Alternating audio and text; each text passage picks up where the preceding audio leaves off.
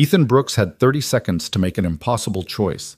Through the rain-streaked windshield of his 15-year-old Honda, he watched a woman step from her Mercedes directly into the path of an 18-wheeler that wouldn't stop in time. His daughter's future hung on the interview waiting across this bridge, the job that would end the evictions, the hunger, the shame of failing her.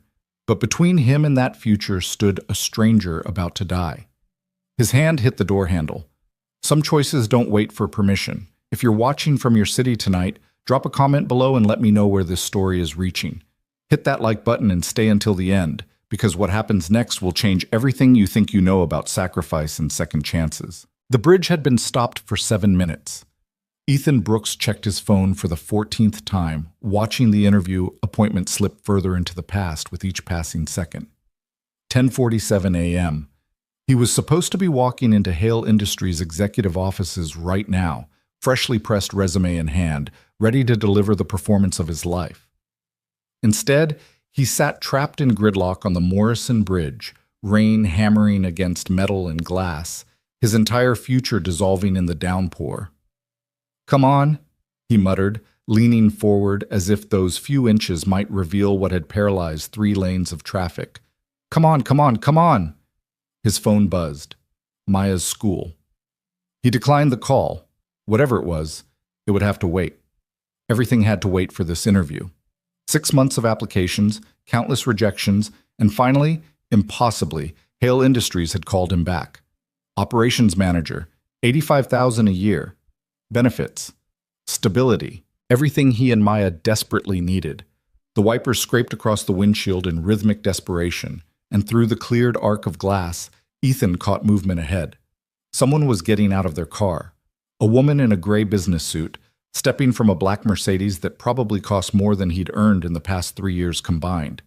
She stood beside her open door, phone pressed to her ear, gesturing with her free hand in obvious frustration. Ethan understood the feeling. He glanced at his dashboard clock. 10:48. The interview letter had specifically stated that tardiness would not be tolerated, that Hale Industries valued punctuality as a reflection of character. He'd set 3 alarms, laid out his only suit the night before, skipped breakfast to leave early. He'd done everything right, and the universe had responded with a traffic jam that might as well have been a brick wall. His phone buzzed again. Maya's school, persistent. He sent it to voicemail and immediately felt the familiar twist of guilt. Single parents weren't supposed to ignore calls from their child's school.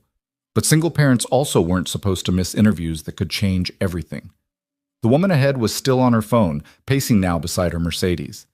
Even from this distance, Ethan could read the tension in her shoulders, the sharp movements that spoke of someone accustomed to problems that solved themselves when she demanded it. She probably had an assistant to call when traffic made her late, probably had a dozen job offers waiting, probably didn't know what it felt like to count pennies for school lunch money or explain to a 9-year-old why they were moving again. Thunder rolled overhead, and the rain intensified. Through the deluge, Ethan saw the traffic ahead begin to shift, not moving forward, just adjusting, compressing, as people tried to navigate around whatever obstacle had created this nightmare. Hope flickered. Maybe if the jam broke in the next few minutes, he could still make it. He could call from the parking garage, explain about the bridge, beg for just 5 minutes of their time. The truck appeared without warning. Later, Ethan would replay this moment countless times, trying to understand how he'd known. Maybe it was the sound, that diesel roar building too fast behind the white noise of rain. Maybe it was the way the other drivers suddenly went still, that animal awareness of danger that predates language. Or maybe it was simpler than that. Maybe he'd just looked up at exactly the wrong moment and seen what was about to happen with the clarity of inevitability. The 18-wheeler had been in the right lane, boxed in by gridlock like everyone else.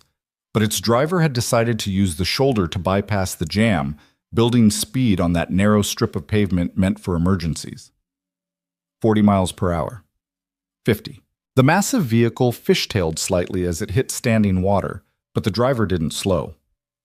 Couldn't slow, Ethan realized. The truck was too heavy, moving too fast, and the rain had turned the shoulder into something between pavement and ice. And directly in its path, still standing beside her open car door, phone pressed to her ear and eyes on the traffic ahead, stood the woman in the gray suit. Ethan's hand hit the door handle before conscious thought caught up. No, he heard himself say, but his body was already moving, already committed to something his mind hadn't finished processing. No, no, no! He threw the door open and ran. The distance couldn't have been more than 50 feet, but it stretched like miles. Rain hit his face, immediately soaking through his interview suit, the one he'd bought on credit 2 weeks ago, the one that had felt like armor this morning and now clung to him like a drowning man's last breath. His dress shoes, purchased at Goodwill and shined to a hopeful gleam, slipped on the wet pavement. He caught himself, kept running, aware of nothing but the woman ahead and the truck bearing down with the inevitability of mathematics. She still hadn't seen it. Still had her back turned, phone to her ear, probably arguing with someone about this delay, about time that belonged to her and was being stolen by lesser mortals who couldn't keep traffic moving. Ethan wanted to scream at her, wanted to ask what kind of person stood in the middle of a bridge shoulder without watching for no time. The truck was 30 feet away, 20. Its horn blared, a sound like the end of the world, and finally, the woman turned. Ethan saw her face in that moment, saw the realization hit, saw her body begin the too slow process of trying to move while knowing it wouldn't be enough. He hit her like a linebacker, arms wrapping around her waist, momentum carrying them both away from the Mercedes and into the lane of stopped traffic. They went down hard, Ethan twisting at the last second to take the impact on his shoulder. Pain exploded through his body as they hit the pavement, skidding several feet in the rain-slick street. The truck roared past where she'd been standing, so close Ethan felt the displaced air slap against his back. Metal shrieked as it clipped the Mercedes' open door, tearing it from its hinges and sending it spinning across 3 lanes like a playing card tossed by a giant's hand. The door hit someone's Camry with a sound like a bomb going off, and the truck kept going, fishtailing wildly now, its driver fighting for control. Then, somehow, silence. Not real silence. Car alarms were screaming, people were shouting, the truck's engine still growled in the distance. But the silence of stopped time, of a moment stretched so thin it became transparent. Ethan lay on the wet pavement, the woman partially beneath him, both of them breathing in ragged gasps that had nothing to do with exertion and everything to do with the sudden, violent understanding that they were alive. "Are you—" he started, but couldn't finish. His shoulder felt wrong, a wrongness that went deeper than pain. "Are you hurt?" The woman pushed herself up on her elbows, and Ethan rolled aside to give her space. She stared at him with wide eyes, green eyes, he noticed randomly, green like bottle glass held up to sunlight. Her dark hair had come loose from whatever professional arrangement it had been in, and rain plastered it to her face. She opened her mouth, closed it, opened it again. "You," she managed. "That truck." "Yeah." Ethan sat up slowly, testing his body for damage. His shoulder screamed protest. His ribs didn't feel much better. When he touched his face, his hand came away red. "Yeah, that was close." People were getting out of their cars now, converging on them with that peculiar mix of concern and curiosity that accidents inspire. Someone was already on their phone, probably calling 911. Someone else had their camera out, because of course they did. Ethan had a dizzy thought about going viral, about Maya seeing her father tackle a stranger on the bridge, and almost laughed. "Don't move," a man in a construction vest said, kneeling beside them. "Ambulance is coming." "Jesus, that was... I saw the whole thing, man. You didn't even hesitate." Ethan looked down at his suit. The left shoulder was shredded, dark with blood and rain. His pants had torn at the knee, and through the gap he could see an ugly abrasion forming. The shoes were ruined, both of them, the Goodwill leather scuffed beyond any polish's ability to hide. His phone buzzed in his pocket. Somehow it had survived the impact. He pulled it out with a hand that shook slightly and saw the notification, one missed call from Hale Industries. Then, as he watched, a voicemail indicator appeared. 10:52 a.m. He'd missed it. After everything, the months of searching, the careful budgeting to afford the suit, the practiced answers to anticipated questions, the hope he'd barely let himself feel.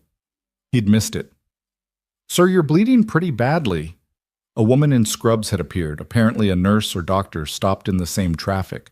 She was examining his shoulder with professional concern. That truck's side mirror caught you when it went past. You're going to need stitches." "I'm fine," Ethan said automatically, then realized how stupid that sounded. He wasn't fine. He was bleeding on a bridge in a ruined suit with a shoulder that wouldn't move right and an interview he'd never make. I have to call." "You need to sit still," the nurse said firmly. "You just saved this woman's life. The least you can do is let us make sure you didn't trade yours for it." The woman in the gray suit was being helped to her feet by the construction worker. She stood unsteadily, looking down at Ethan with an expression he couldn't quite read. Shock, probably. Gratitude. Maybe a little residual fear. She opened her mouth, clearly wanting to say something, but sirens cut through the air before she could find the words. Police arrived first, 3 cruisers that somehow navigated through the gridlocked traffic with practiced efficiency. Then an ambulance, then another. Ethan found himself surrounded by EMTs asking questions he answered on autopilot while his mind churned through calculations. How long until they let him leave?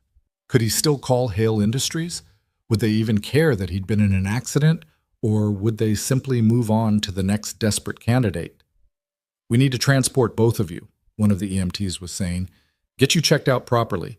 That shoulder needs immediate attention. And ma'am, we should run a full assessment." "No," the woman said. Her voice was stronger now, carrying an edge of authority that made the EMT pause. "I'm fine.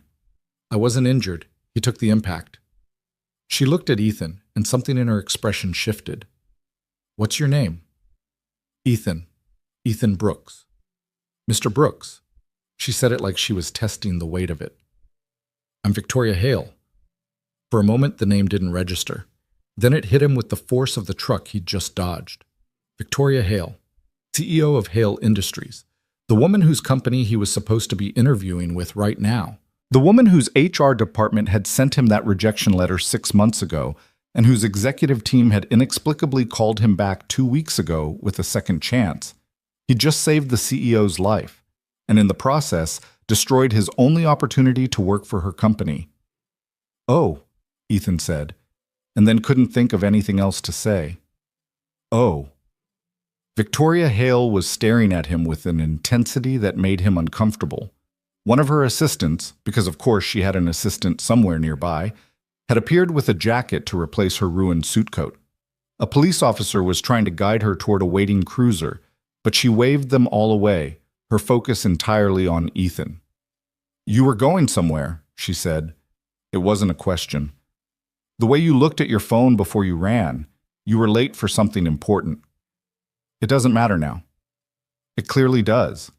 She glanced at the officer. "Give us a moment." Then to Ethan, "Where were you going?" He almost laughed.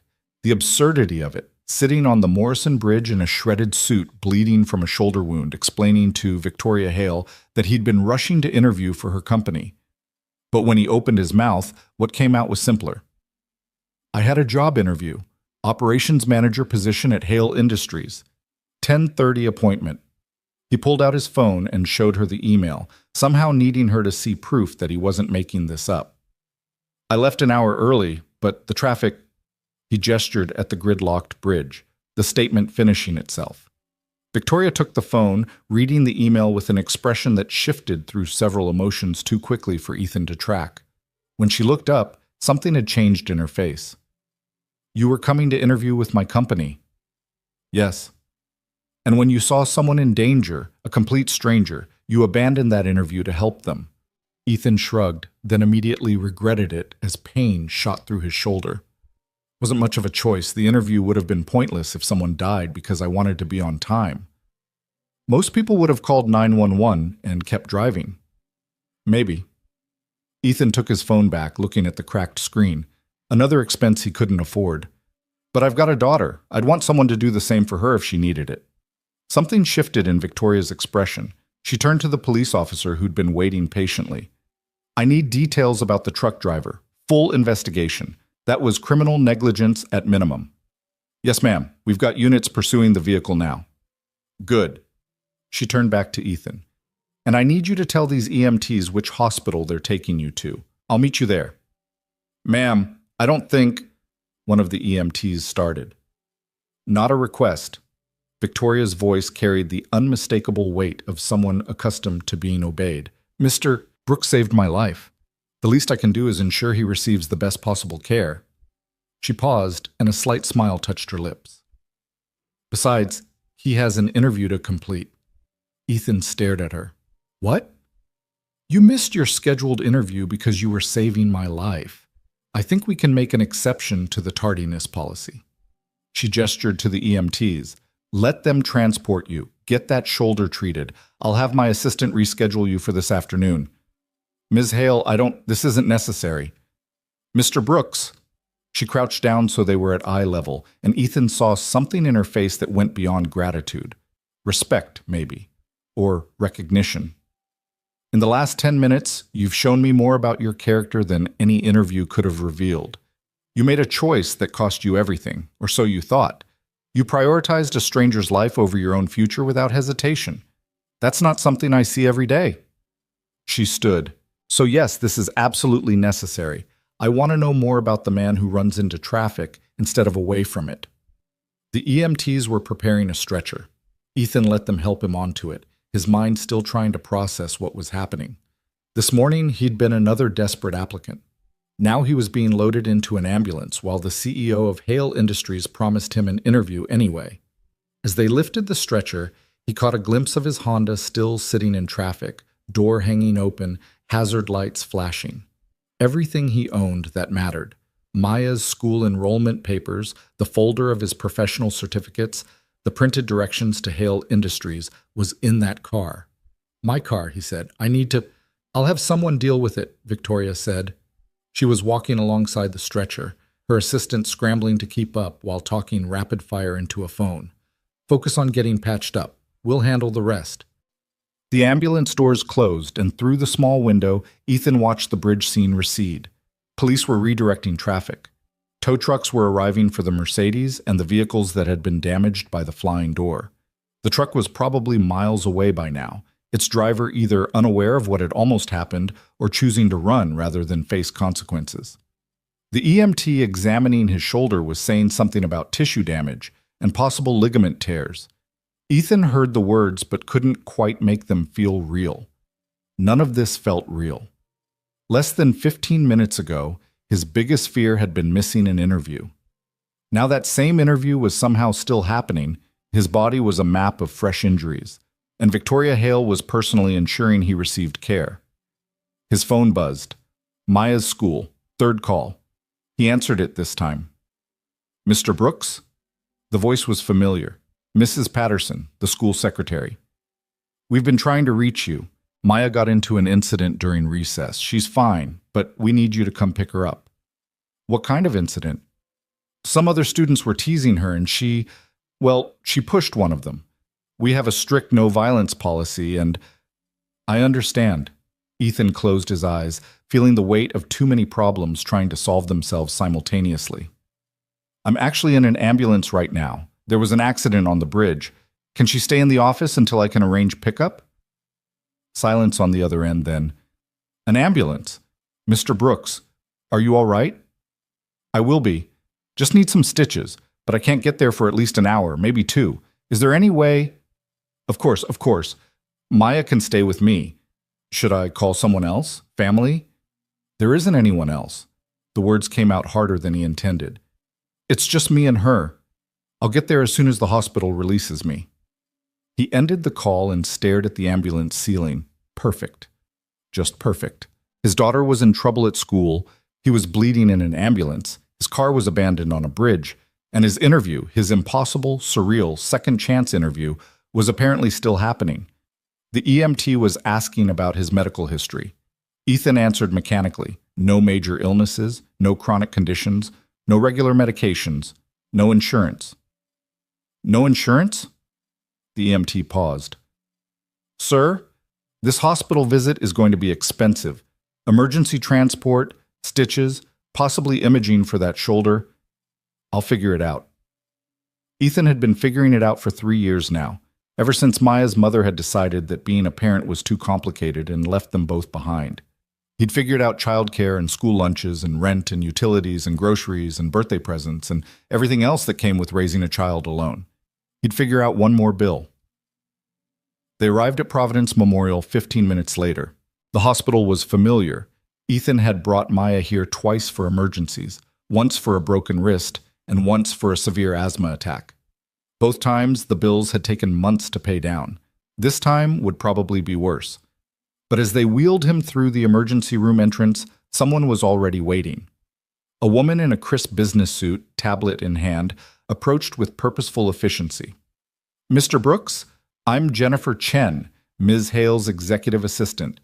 She's asked me to ensure you receive the best possible care." Jennifer handed something to the registration nurse. "All expenses are covered by Hale Industries, whatever he needs."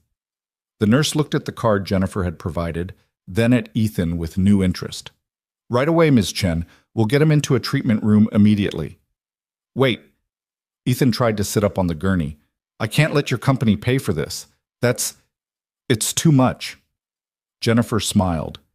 It was a professional smile, polite but firm. "Ms. Hale was quite clear about this, Mr. Brooks. You saved her life. This is the absolute minimum we can do in return. Please don't argue. You'll lose." She wasn't wrong. Within minutes, Ethan found himself in a private treatment room with a doctor examining his shoulder and a nurse cleaning the various cuts and abrasions that covered his face and arms. The doctor ordered X-rays, then an MRI to rule out ligament damage. Everything moved with swift efficiency that came from knowing someone important was paying attention. 45 minutes later, Ethan had 12 stitches in his shoulder, another 8 across his forehead, and a diagnosis of severe bruising but no permanent damage. The doctor prescribed pain medication and rest, both of which seemed laughable. Rest wasn't an option when you had a 9-year-old who needed picking up from school and bills that wouldn't pay themselves. He was trying to figure out how to get to Maya when Jennifer reappeared. "Ms. Hale is waiting in a conference room upstairs," she said. "If you're feeling up to it, she'd like to conduct your interview now." Ethan looked down at himself. His suit was destroyed, his face was bandaged, and he probably looked like he'd lost a fight with a concrete mixer. "I'm not exactly interview ready. Ms. Hale is aware of your condition. She'd still like to speak with you." Jennifer paused. "And she's also arranged for a driver to pick up your daughter from school and bring her here. Maya, correct? 9 years old?" "How did she—" Ethan stopped. Of course, Victoria Hale knew about Maya. She'd probably had someone pull his entire background while he was being stitched up. "Did Maya's school agree to that?" "Ms. Hale spoke with the principal personally. Your daughter will be here within the hour." Jennifer gestured toward the door. "Shall we?"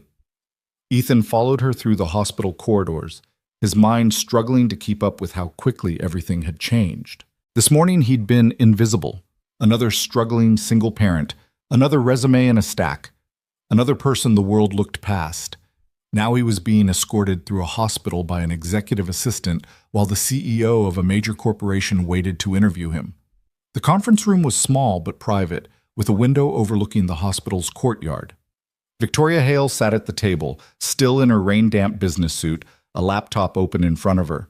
She looked up as Ethan entered, and that same assessing look from the bridge crossed her face. "Mr. Brooks, please sit." She gestured to the chair across from her. "Jennifer, can you give us some privacy?" Jennifer nodded and slipped out, closing the door behind her. For a long moment, Victoria just looked at him. Ethan resisted the urge to fidget, to explain, to fill the silence with words that would only make him sound more desperate. Let her look. Let her see what she'd see. "Tell me about your daughter," Victoria said finally.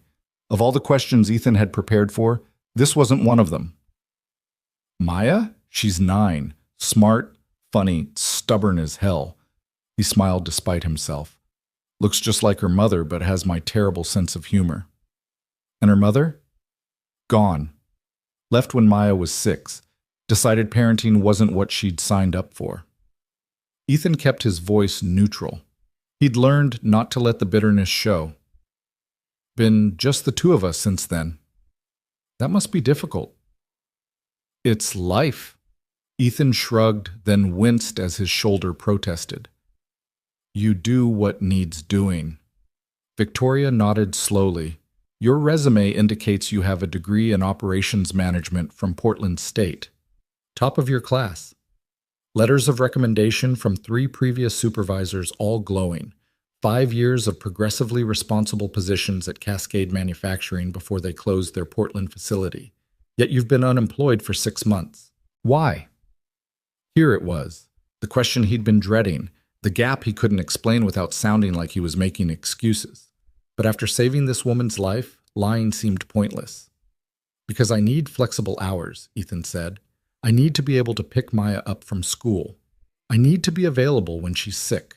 I need to put her first, and most companies see that as a liability. He met Victoria's eyes. So I kept applying anyway, taking rejection after rejection, because what else could I do? Give up. Let us end up homeless. I've got a kid depending on me. That means you keep trying even when it's pointless. And today? Running into traffic? That was also for Maya? No. Ethan shook his head. That was just, you were in danger. Someone needed help. The interview mattered, but not more than a life. Even though that interview represented everything you needed? Especially because of that.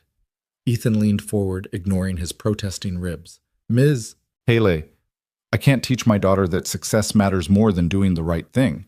I can't show her that desperation is an excuse for walking past someone in trouble. She's watching everything I do, learning what kind of person to become. If I'd driven past you today, I'd have made it to this interview. And I'd have failed it anyway, because I'd have known exactly what kind of man I'd become. Victoria was quiet for a long time. Then she closed her laptop and stood, walking to the window. Rain still fell across the courtyard, lighter now, but persistent. My father built Hale Industries from nothing, she said. Started as a small manufacturing operation in a garage. Grew it into a multinational corporation through hard work and smart decisions. When he died 5 years ago, I inherited everything. The company, the responsibility, the pressure to maintain what he'd built. She turned back to Ethan. Do you know what he told me before he died? He said that character is the only thing you can't fake. Skills can be learned, experience can be gained, but integrity, real integrity, is either there or it isn't. Your father sounds like he was a wise man. He was also dying, which gave him clarity most of us don't have until it's too late. Victoria returned to her seat. This morning, I was late for a board meeting because my driver took a wrong turn. I was standing on that bridge, furious about the delay, ready to fire him over something that wasn't even entirely his fault. I was so focused on my own importance that I didn't even see the truck coming. Anyone would have been distracted. You weren't. Victoria cut him off gently. You were late for the most important interview of your life, and you still saw, still acted. That's not luck, Mr. Brooks. That's who you are when everything is at stake. Ethan didn't know what to say to that, so he said nothing. I'm going to offer you the operations manager position, Victoria continued, but not because you saved my life. I'm offering it because in those few seconds on the bridge, you demonstrated exactly the kind of judgment and character I need in my leadership team. Someone who makes the hard choice even when it costs them everything.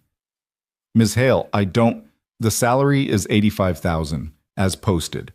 Benefits include full health insurance, retirement matching, and flexible scheduling to accommodate Maya's needs. Victoria pulled out a tablet and tapped a few keys. You'll start Monday. Jennifer will handle all the paperwork and help you find childcare options near our office. Any questions? Ethan's mind reeled. I don't understand. You haven't asked me anything about operations management, process improvement, supply chain logistics, any of the actual job requirements. I've read your resume. Your previous supervisors all say you're exceptional at the technical aspects of the work. What I needed to know was whether you're exceptional as a person. Victoria smiled slightly. You answered that question on a bridge in the rain. The rest is just details. People are going to say you only hired me because of what happened today. Let them say it. I know the truth. You know the truth. That's what matters. Victoria stood, extending her hand. Welcome to Hale Industries, Mr. Brooks. Try not to save my life again. I'd prefer to keep the heroics to a minimum going forward. Ethan stood and shook her hand, his grip firm despite the pain in his shoulder. I'll do my best, ma'am. Victoria, call me Victoria. We're going to be working closely together, and I prefer to keep things relatively informal with my senior team. The door opened, and Jennifer appeared with a small figure behind her. Maya, her dark hair and the messy ponytail she always insisted on doing herself, her school backpack dragging behind her. She saw Ethan, and her face crumpled. "Daddy!" She ran across the room and threw herself at him. Ethan caught her, biting back a gasp as the impact jarred his injured shoulder. "Hey, baby, I'm okay. Just a few scratches." "The lady said you were in an accident. She said you saved someone." Maya pulled back to look at him, her eyes wide. "Is that true?" "Yeah, sweetheart. Someone needed help, so I helped them." Maya looked past him to Victoria. "Was it you? Did my dad save you?" Victoria knelt down so she was at Maya's eye level. "He did. Your father is a very brave man." "I know." Maya said it with the absolute certainty of a 9-year-old who had never doubted her parent. "He's the best dad ever. Even when other kids say mean things about us, he's still the best." Something shifted in Victoria's expression. "What kind of mean things?" Maya shrugged, suddenly uncomfortable. "Just stuff. About how we don't have a lot of money. About how we've moved a lot. About my mom not being around. But Daddy says people who judge others without knowing their story aren't worth listening to." "Your daddy is very right." Victoria stood, and when she looked at Ethan again, there was something new in her eyes. Understanding, perhaps. Or solidarity. "Maya, how would you like to see where your dad is going to be working? We have a really amazing cafeteria with ice cream." Maya's face lit up. "Really? Daddy, can we?" Ethan opened his mouth to protest. He was bandaged, exhausted, and had just accepted a job he still wasn't entirely sure was real. But Victoria was already heading for the door, and Maya was tugging at his hand with that unstoppable enthusiasm children deploy when ice cream is mentioned. "Come on," Victoria said. "Let me show you both what you've just become a part of." They left the hospital in Victoria's car, a different Mercedes, this one provided by her security team after the bridge incident. The driver was professional and silent, navigating through afternoon traffic with practiced efficiency. Maya pressed her nose to the window, pointing out landmarks she recognized, her earlier troubles at school apparently forgotten. Hale Industries' headquarters was a gleaming structure of glass and steel in Portland's downtown district. As they pulled into the underground garage, Ethan felt that familiar twist of inadequacy. This was where he'd be working. This temple of corporate success where his ruined Goodwill suit and battered Honda would stand out like graffiti on a cathedral wall. "Stop that," Victoria said quietly. Ethan looked at her, startled. "Stop what?" "Whatever you're thinking right now, that you don't belong here, that you're not good enough, stop it." She waited until he met her eyes. "You just proved you are exactly the kind of person who belongs here. Don't let imposter syndrome steal what you've earned." They took a private elevator to the top floor. The executive level was all open spaces and modern furniture, with floor-to-ceiling windows offering views of the city. Employees they passed did double takes at seeing their CEO in rain-damaged clothes with bandages on her face, escorting a similarly disheveled stranger and a 9-year-old girl. The cafeteria Victoria led them to was indeed impressive, more like a high-end restaurant than a workplace dining area.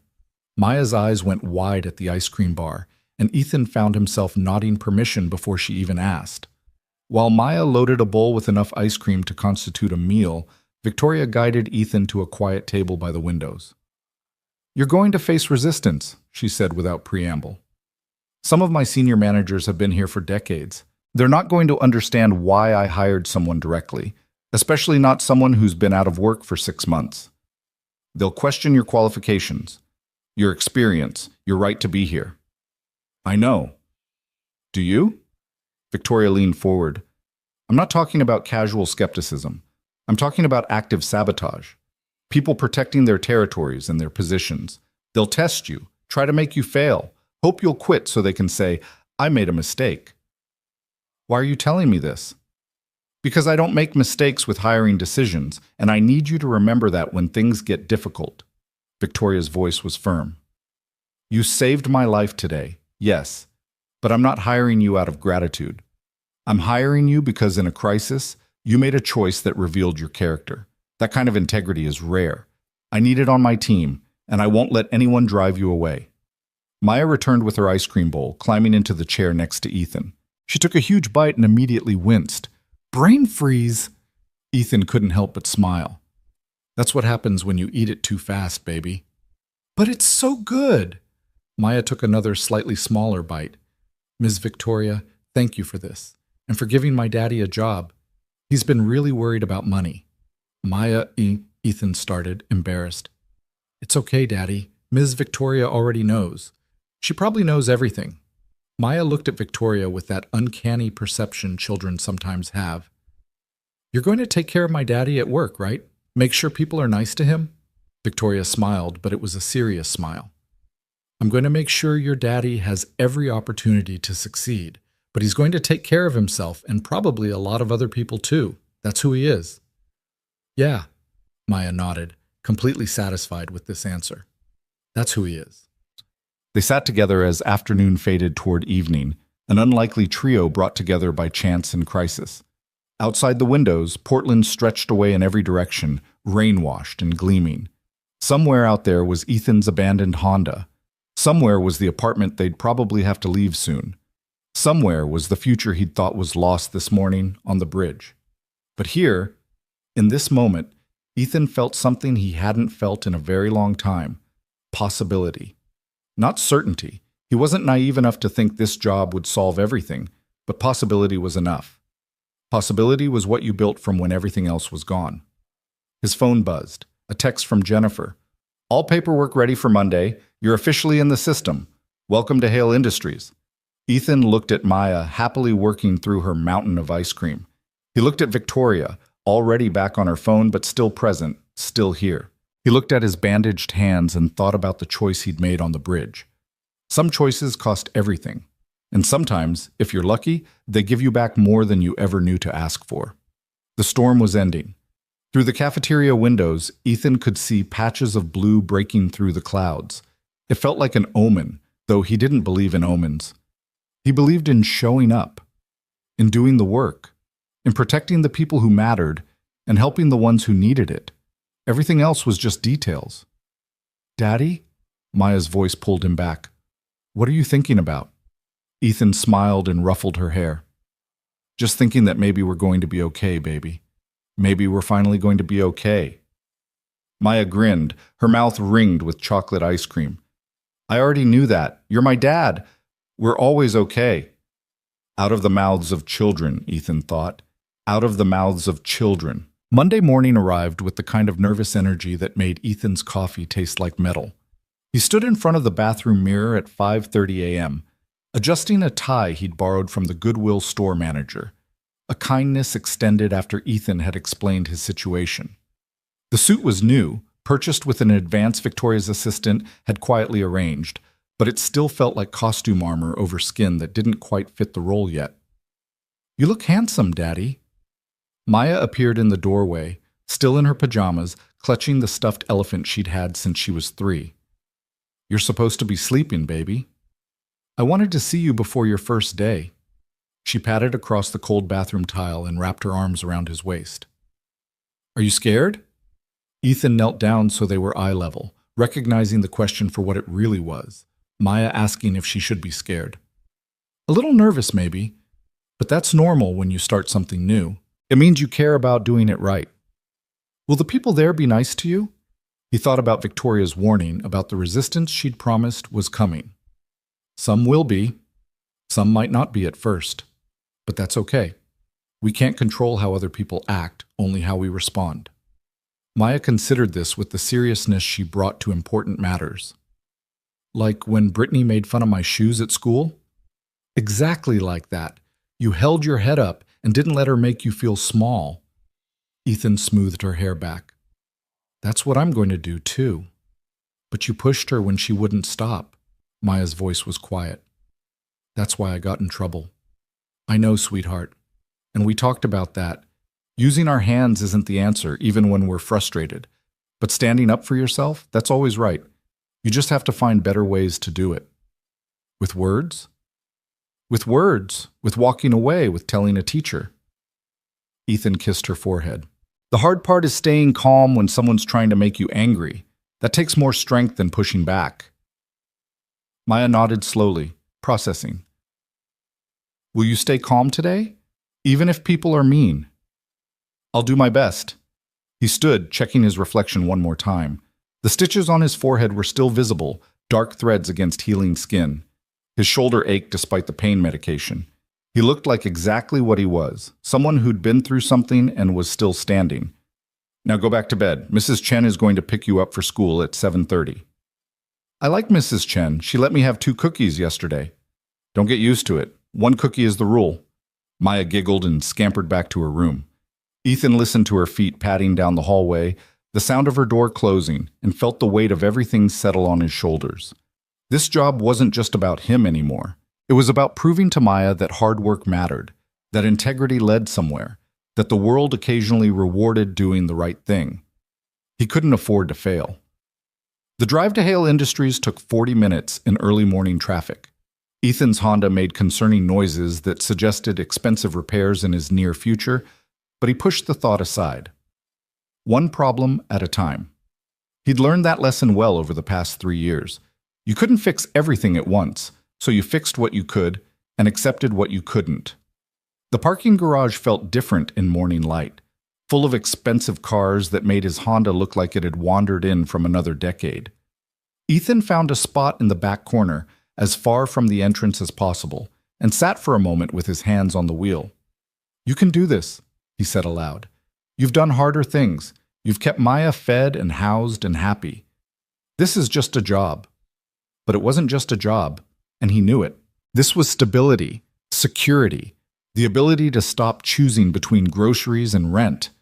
This was everything he'd been fighting for since the day Maya's mother had left them both behind. The elevator to the executive floor felt impossibly fast, his stomach dropping as they rose.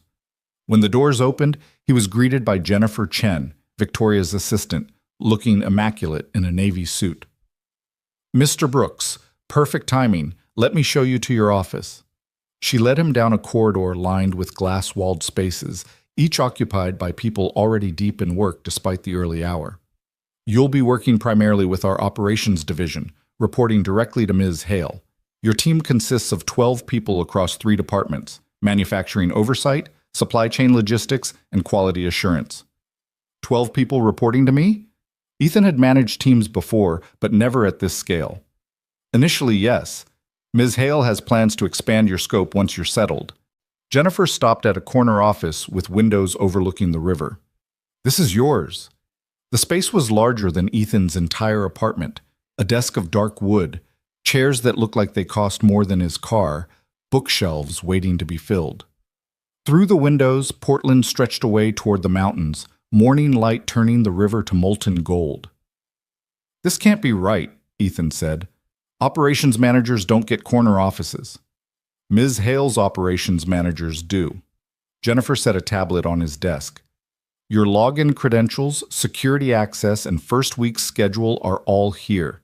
You have a team meeting at 9, lunch with department heads at noon, and a one-on-one with Ms. Hale at 3. Questions? About 1,000, but Ethan settled for, "Where's the cafeteria?" Jennifer smiled. 6th floor. Coffee is free, everything else is subsidized. Don't skip lunch, you'll need the energy. She paused at the door. "And Mr. Brooks? Most people here are good at their jobs, but not all of them are good people. Learn to tell the difference quickly." Then she was gone, leaving Ethan alone in an office that felt like it belonged to someone else. He sat carefully in the chair. It was ergonomic, expensive, the kind that adjusted in 6 different directions, and looked at the empty bookshelves. 3 years ago, he'd had an office half this size at Cascade Manufacturing. He'd filled those shelves with industry manuals, process improvement texts, photos of Maya at various ages. Then the plant had closed, and all of it had gone into boxes that eventually ended up in storage units he couldn't afford to maintain. He'd lost most of it when he'd missed 3 months of payments. Starting over, he'd learned, meant rebuilding from nothing every time. His computer chimed, an email notification. The sender was someone named Richard Fordham, Senior VP of Operations. The subject line read, "Welcome to the team." Ethan opened it, expecting a standard greeting. What he got was considerably less warm. "Brooks, heard you're the new operations manager. Interesting hire. Most people work their way up to positions like this over decades. You must have made quite an impression. Looking forward to seeing what you bring to the table. We have high standards here. Let's hope you can meet them. Richard Fordham, Senior VP of Operations. The message was polite on the surface, but carried an unmistakable edge. Ethan had encountered men like Richard before, corporate veterans who viewed every newcomer as a threat or an incompetent until proven otherwise. Sometimes both. Another email arrived, this one from someone named Patricia Chen, no relation to Jennifer apparently, inviting him to the 9 a.m. team meeting. Then another from Marcus Webb in Quality Assurance, asking if they could schedule time to discuss operational protocols. Then 3 more, each with that same careful politeness that masked judgment. By 8:30, Ethan had received 14 emails, and maybe 5 of them felt genuinely welcoming. He spent the next 20 minutes reviewing the tablet Jennifer had left, memorizing names and titles, trying to understand the organizational structure he'd just been dropped into. Hale Industries was vast, manufacturing facilities in 6 states, distribution networks spanning the country, thousands of employees depending on decisions made in this building. And now he was part of the machinery that kept it all moving. At 8:55, Ethan made his way to Conference Room B, following the directions on his tablet. The room was already half full with people who stopped talking the moment he entered. 12 faces turned toward him with expressions ranging from curious to openly hostile. "You must be Brooks." A man in his 50s with silver hair and an expensive suit stood up. "Richard Fordham. We spoke via email." "Mr. Fordham." Ethan shook his hand, noting the grip that was just slightly too firm, the eye contact that lasted just slightly too long. Territory marking, pure and simple. "Call me Richard. We're pretty informal here, despite appearances." Richard gestured to the empty seat at the head of the table. "That's your spot. Ms. Hale likes her managers to run their own meetings." Ethan sat, feeling the weight of every gaze in the room. "I appreciate everyone taking the time this morning. I know you're all busy, and I'm the new variable in your routines." That's one way to put it. This from a woman in her 40s with sharp eyes and a sharper suit. She didn't introduce herself, but her nameplate read Patricia Chen. "We're curious about your background, Mr. Brooks. Your resume is impressive, but there's a significant gap. 6 months unemployment is unusual for someone at your level." "It is," Ethan agreed. "I was laid off when Cascade Manufacturing closed their Portland facility. Finding work that accommodated single-parent scheduling was challenging." "Single parent?" Another man, younger, with the kind of haircut that cost $200. Marcus Webb, if Ethan had his faces right. "That's going to be interesting in this role. Operations management isn't exactly 9 to 5. I'm aware. I've worked out arrangements for my daughter's care." "Arrangements fail." This from Richard, his tone conversational but his meaning clear. "What happens when your daughter gets sick, when school calls, when your arrangements fall through and you need to leave in the middle of a crisis?" The room had gone very quiet. This wasn't curiosity anymore. It was a test. They wanted to see how he'd react to pressure, whether he'd defend himself or fold. Ethan took a breath, thinking about what he'd told Maya that morning. Stay calm. Use words. Don't let them make you angry. "You're right," he said. "Arrangements do fail. Emergencies happen. But they happen to everyone. Single parents, married parents, people without kids who have sick relatives or personal crises." He met Richard's eyes. "What matters is how you handle it. Whether you communicate clearly, delegate effectively, and build systems that don't collapse when one person needs to step away. I've been managing crisis situations for 3 years while raising my daughter alone. If anything, that's made me better at contingency planning." "Contingency planning?" Patricia's voice was dry. "Is that what you call saving Ms. Hale's life? A contingency plan?" So they knew. Of course they knew. The story had probably spread through the building within hours of him being hired. "No," Ethan said carefully. "That was just doing what needed to be done in the moment. And getting rewarded with a job you didn't interview for." Marcus leaned back in his chair. "Must be nice, having a shortcut past the usual hiring process." "I did interview," Ethan said. "In a hospital conference room still bleeding from 12 stitches. It wasn't the traditional format, I'll grant you, but Miss Hale asked her questions and I gave my answers." "What did she ask?" Patricia's question came fast, like she was trying to catch him in a lie. She asked about my daughter, about why I'd been unemployed, about the choice I made on the bridge. Ethan held her gaze. She wanted to know what kind of person I was under pressure. Turns out that matters more to her than whether I can recite supply chain optimization theory. Does it? Richard's smile was thin. Well, let's hope character translates to competence, because this company runs on results, not good intentions. I'd expect nothing less. Ethan pulled up a document on his tablet, which is why I spent the weekend reviewing last quarter's operations reports. I have questions about the variance in manufacturing throughput between our facilities. The Oregon plant is running at 92% efficiency, while Idaho is stuck at 78%. That's a significant gap. The room shifted.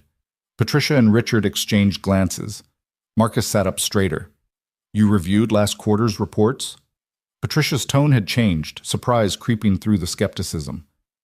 Those are dense documents, 300 pages of data. 347, actually. I read fast when it matters. Ethan pulled up a chart. The Idaho facility's numbers have been declining for 6 months.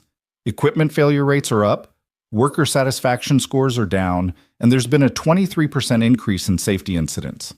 That suggests either poor management, inadequate maintenance, or both. Richard's expression had gone carefully neutral. The Idaho situation is complicated. The facility manager retired last year, and we've been searching for a replacement. For a year? Ethan didn't hide his disbelief. While efficiency dropped and people got hurt? That's not complicated, that's negligent. Silence crashed through the room like a physical force. No one spoke. No one moved. Ethan realized he'd just called out senior leadership for what was essentially a failure, and he was barely 2 hours into his first day. But he'd also spent 3 years watching Maya learn to stand up for herself, teaching her that speaking truth mattered even when it was uncomfortable. If he wanted her to believe that, he had to live it. You're not wrong, the voice came from the doorway. Victoria Hale stepped into the room, her presence immediately commanding attention. The Idaho situation is exactly what Mr. Brooks described, negligence dressed up as complexity, which is why he's going there next week to fix it. Victoria. Richard stood. I didn't realize you'd be joining us.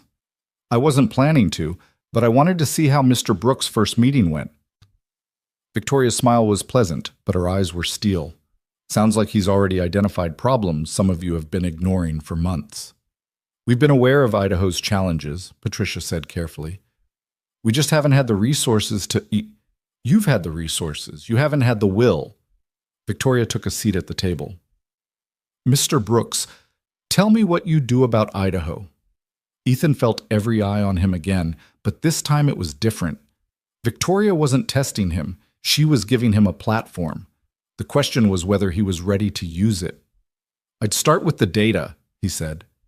Interview workers, review maintenance logs, assess equipment condition. Find out what's actually causing the efficiency drop. Is it mechanical failure, training issues, morale problems? Then I'd create a prioritized action plan with measurable targets and a realistic timeline. How long would this assessment take? 1 week on site, maybe less if people are honest about what's happening. And if they're not honest?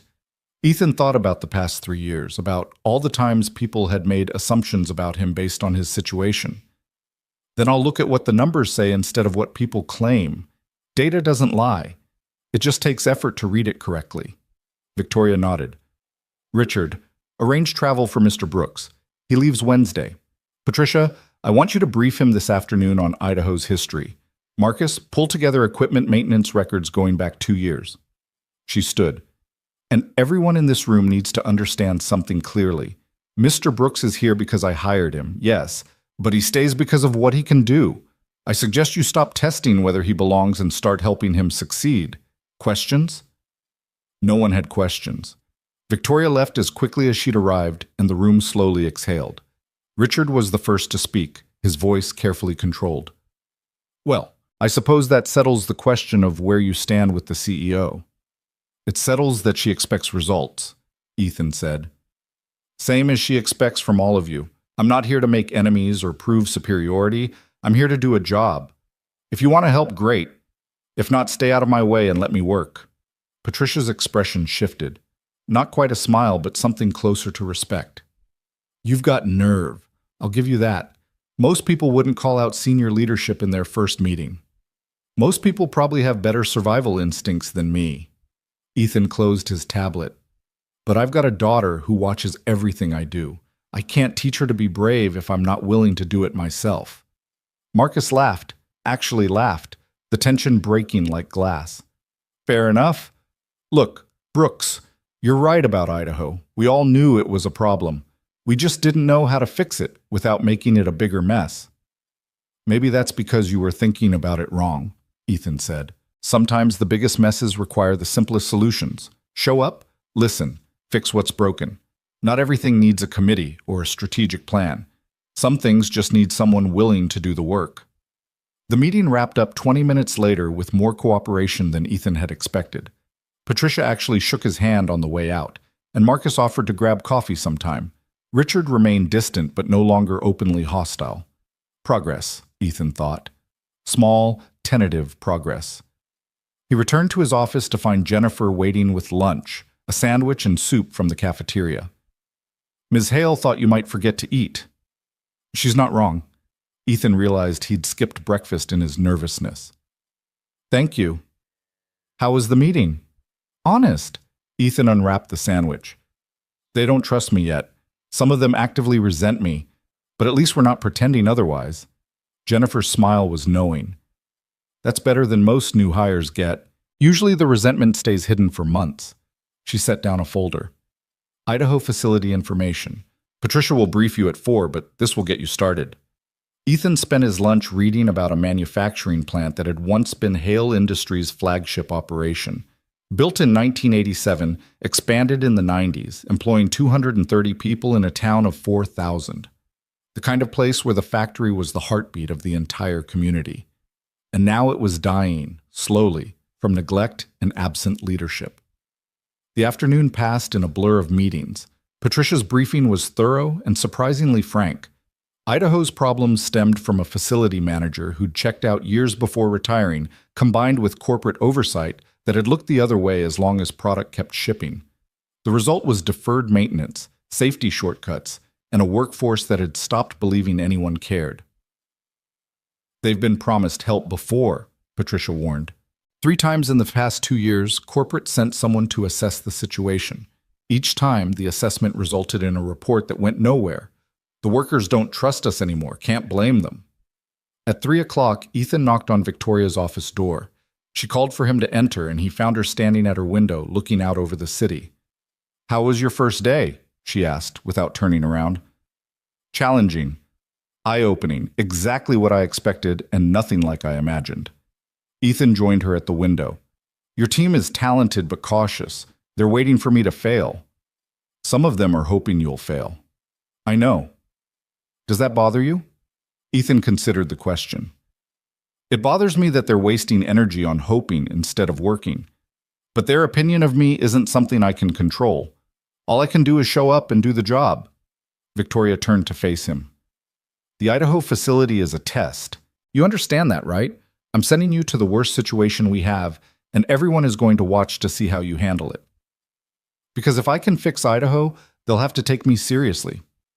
Exactly. Victoria moved to her desk, pulling up a map on her screen. But it's more than that. Idaho matters to me personally. My father opened that plant. It was his pride and joy, proof that Hale Industries could succeed in small-town America, that we could provide good jobs in places other companies abandoned. Her voice softened. Watching it decline has felt like watching his legacy crumble.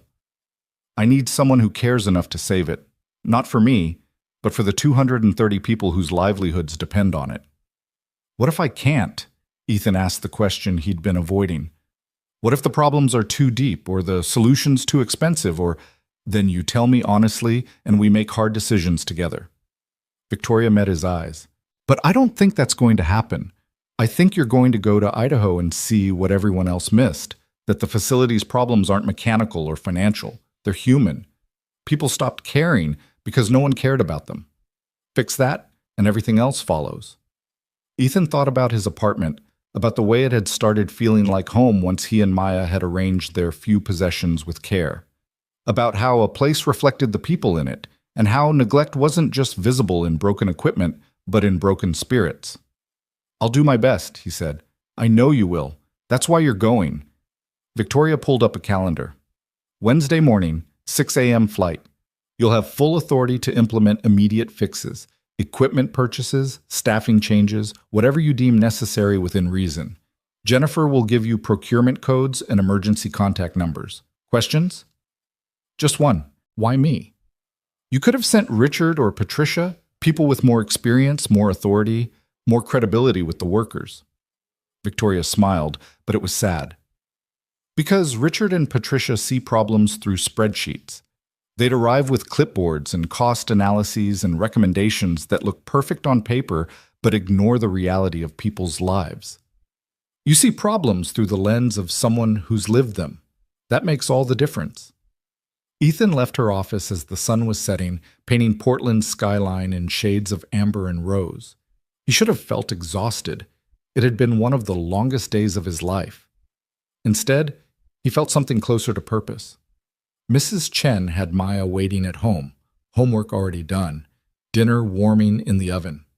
His neighbor had become an unexpected blessing, a retired teacher who loved having a child around and charged exactly half what Ethan could afford to pay.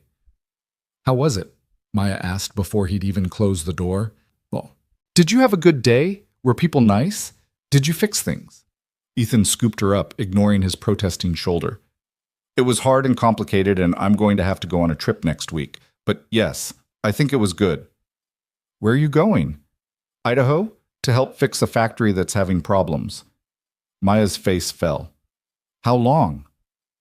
"Just a week. Mrs. Chen said she'd stay with you while I'm gone." He set her down, kneeling so they were eye level. "I know it's not ideal, baby. I know you'd rather I stayed home. But this is important work, and you're good at important work." Maya threw her arms around his neck. "I'll miss you, but I'm proud of you, Daddy. You're helping people. That's what you always do." Ethan held his daughter and felt the weight of responsibility settle deeper. She believed in him with absolute faith, the way only children can believe in their parents. He couldn't let her down. Couldn't let Victoria down. Couldn't let 230 workers in Idaho down. The pressure should have been crushing. Instead, it felt like clarity. That night, after Maya was asleep, Ethan sat at their tiny kitchen table with his laptop and the Idaho facility reports.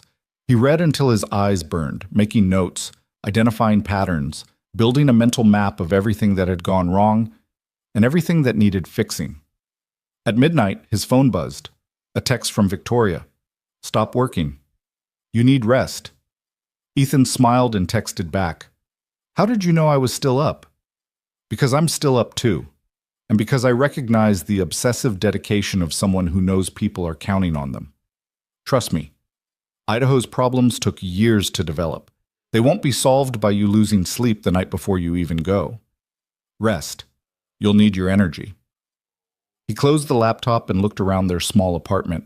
The furniture was secondhand, the walls were dingy, and the carpet had stains that wouldn't come out no matter how hard he scrubbed. But it was theirs. It was home. And if he succeeded at Idaho, maybe, just maybe, they could afford something better, something stable, something that didn't require choosing between heat and groceries. Ethan thought about the bridge, about the choice he'd made in rain and traffic, how it had felt like losing everything but had instead opened doors he never knew existed, how sometimes the right decision looked like destruction until enough time passed to see what it had actually built. Wednesday morning would come fast. Idaho waited. 230 people who'd stopped believing anyone cared about them needed someone to prove them wrong. He could do this. He had to do this. Because Maya was watching and Victoria was trusting him, and somewhere in Idaho people were going to work in a failing factory wondering if anyone was coming to help. The answer was yes. Someone was coming. Someone who knew what it felt like to be overlooked and counted out. Someone who understood that the hardest problems weren't solved with spreadsheets and strategies, but with showing up and caring enough to do the difficult work. Ethan Brooks was coming to Idaho, and nothing was going to be the same after he arrived. The Idaho facility looked worse than the reports had suggested. Ethan stood in the parking lot at 7 a.m. on a Thursday morning, having driven from the airport through country roads that wound past farmland and scattered houses, and stared at what was supposed to be Hale Industries' flagship manufacturing plant. The building itself was solid, red brick and steel, built to last, but everything around it spoke of slow decay. Cracked pavement in the parking lot, weeds growing through the cracks, faded paint on the loading docks. A sign near the entrance that read, "Safety First," with 2 of the letters missing. This was what happened when people stopped caring, when corporate offices and gleaming towers decided that some problems were too distant to matter. Ethan grabbed his briefcase and walked toward the main entrance, his breath visible in the cold morning air. Inside, the reception area was clean but tired, furniture from the 90s, walls that needed fresh paint, a coffee maker that had seen better decades. A woman in her 50s sat behind the desk, looking up with the weary expression of someone who'd seen too many corporate visitors promise change that never came. "Help you?" she asked without enthusiasm. "Ethan Brooks. I'm here from the Portland office to meet with, you're the new guy Victoria sent." The woman's tone suggested she'd already categorized him alongside every other disappointing assessment team. "Tom Hendricks is expecting you. Through those doors, take the stairs down, follow the noise." "Thank you, Ms. Karen." "Just Karen." She returned to her computer screen, dismissing him. Ethan found the stairs and descended into the heart of the facility. The noise hit him first, machinery running at inconsistent rhythms, the clank of metal that suggested loose fittings, voices raised over the mechanical din. Then the smell, oil and heat, and something acrid that spoke of equipment pushed past its limits. The factory floor stretched away in organized chaos. Assembly lines ran in parallel rows, workers moving through practiced motions that carried the weight of repetition. But Ethan's trained eye caught the problems immediately. A conveyor belt that stuttered every few seconds. A welding station where the operator had to kick the equipment to keep it running. Safety equipment that looked functional but outdated. Workers whose body language screamed exhaustion and resignation. A man in his early 60s approached, wiping oil-stained hands on a rag. He was built like someone who'd spent decades on factory floors, broad shoulders, calloused hands, eyes that missed nothing. "You Brooks?" "Yes, sir. You must be Tom Hendricks." "Facility supervisor. Been here 32 years. Tom's handshake was firm, testing. "Victoria called yesterday. Said you were coming to help. That true? Or are you just another suit collecting information for a report nobody reads?" Ethan met his gaze directly. "I'm here to fix what's broken. Whether that makes me different from the others, you'll have to decide for yourself." Tom grunted, something that might have been approval. "Fair enough. Come on. I'll show you around, and you can tell me what you see." They walked the factory floor for 2 hours. Tom pointed out problems with the practiced efficiency of someone who'd cataloged every failure for years. The injection molding machines that ran hot because the cooling systems needed replacement. The ventilation that barely functioned, making summer work dangerous. The electrical panels that occasionally sparked, terrifying everyone but too expensive to fix properly. The list went on and on, each issue building on the last until Ethan understood why efficiency had dropped to 78%. "How many safety incidents last month?" Ethan asked as they paused near a packaging station. "Officially, 4. Unofficially?" Tom's jaw tightened. "Probably double that. People don't report minor injuries anymore because they've learned nothing changes. Why fill out paperwork when corporate just files it away? Because every incident matters. Because minor injuries become major ones. Because..." Ethan stopped, recognizing the futility of lecturing someone who already knew. "Show me the incident reports. All of them. Official and unofficial." "Why? You planning to fire people for not reporting?" "I'm planning to understand what's actually happening so I can fix it." Ethan pulled out his tablet. "Tom, I know you don't trust me yet. I know you've seen people like me before, and they've disappointed you. But I need you to understand something. I'm not here to write reports or make recommendations that die in committee meetings. Victoria gave me full authority to implement immediate fixes.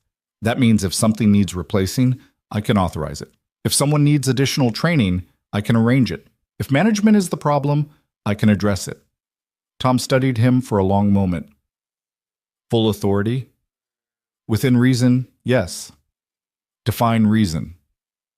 Anything that improves safety, increases efficiency, or directly impacts worker welfare. I can approve it on site. Anything over $500,000 or involving facility-wide restructuring needs Victoria's sign-off, but she told me to call her directly if I need it. Ethan gestured at the factory floor. What would you fix first if money wasn't the constraint? Tom didn't hesitate. The ventilation system. It's been inadequate for 5 years. Summer heat makes the floor dangerous. We've had 3 workers pass out in the last 2 years. 1 needed hospitalization. Corporate keeps saying it's too expensive to replace. How much? $180,000 for a proper industrial system that meets modern standards. Ethan pulled out his phone and called Victoria. She answered on the second ring. Brooks, how's Idaho? Worse than reported. The ventilation system is a safety hazard. I need approval for a $180,000 replacement. Silence on the line, then, done.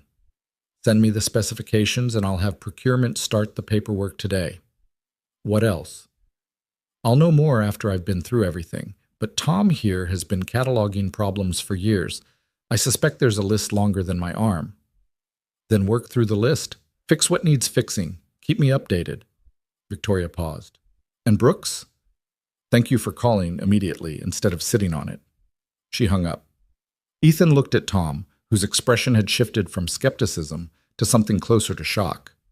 She just approved it, Ethan said, on a 2-minute phone call. Get me the specifications for the system you need and it'll be ordered today. Tom's weathered face worked through several emotions. Just like that? Just like that. Now show me what else needs attention. By lunchtime, Ethan had a list of 23 critical issues, 6 of which needed immediate attention, and the rest scheduled for the following month. He'd authorized equipment repairs totaling $90,000, ordered replacement parts for the injection molding machines, and scheduled safety training for the entire facility. Tom had called a lunch meeting in the break room, and word had spread. When Ethan arrived, 40 workers were waiting, a mix of assembly line operators, machinists, quality inspectors, and maintenance crew. They watched him with the same wary skepticism Karen had shown, the look of people who'd stopped believing in rescue. Most of you know who I am by now, Ethan began, standing near the vending machines because there was no podium or stage. I'm Ethan Brooks, operations manager from Portland. Victoria Hale sent me here to assess the facility and implement improvements. I've been walking the floor with Tom all morning, and I've seen enough to understand why you're frustrated. Frustrated? A woman in her 30s with grease-stained coveralls spoke up. That's corporate speak for, we know you're miserable, but we're not going to do anything about it. We've heard it before. You're right, frustrated is too mild. You're working with failing equipment in unsafe conditions while corporate has ignored you for years. That's not frustration, that's abandonment. Ethan pulled out his tablet. This morning, I authorized a $180,000 ventilation system replacement. It'll be installed within 6 weeks. I also approved equipment repairs, replacement parts, and safety training. That's day 1. Tomorrow I'll tackle the next set of problems. The room had gone silent. The woman who'd spoken stared at him. You're serious? Completely. Tom, tell them about the phone call. Tom stood, his voice carrying that same shocked disbelief. He called Victoria Hale directly, explained the ventilation problem. She approved the expense in 2 minutes. No committee, no review process, no bureaucratic runaround. Just done. Murmurs rippled through the crowd. A young man in the back raised his hand. What about the conveyor system? Line 3 has been running rough for 8 months. Added to the list, maintenance team will assess it this afternoon, and if it needs replacement rather than repair, I'll authorize it. Ethan looked around the room. Here's what I need you to understand. I'm not here to tour the facility and leave. I'm staying the entire week, working alongside you, understanding every system and every problem. And I'm not going to sugarcoat anything. Some of these issues are going to take months to fully resolve.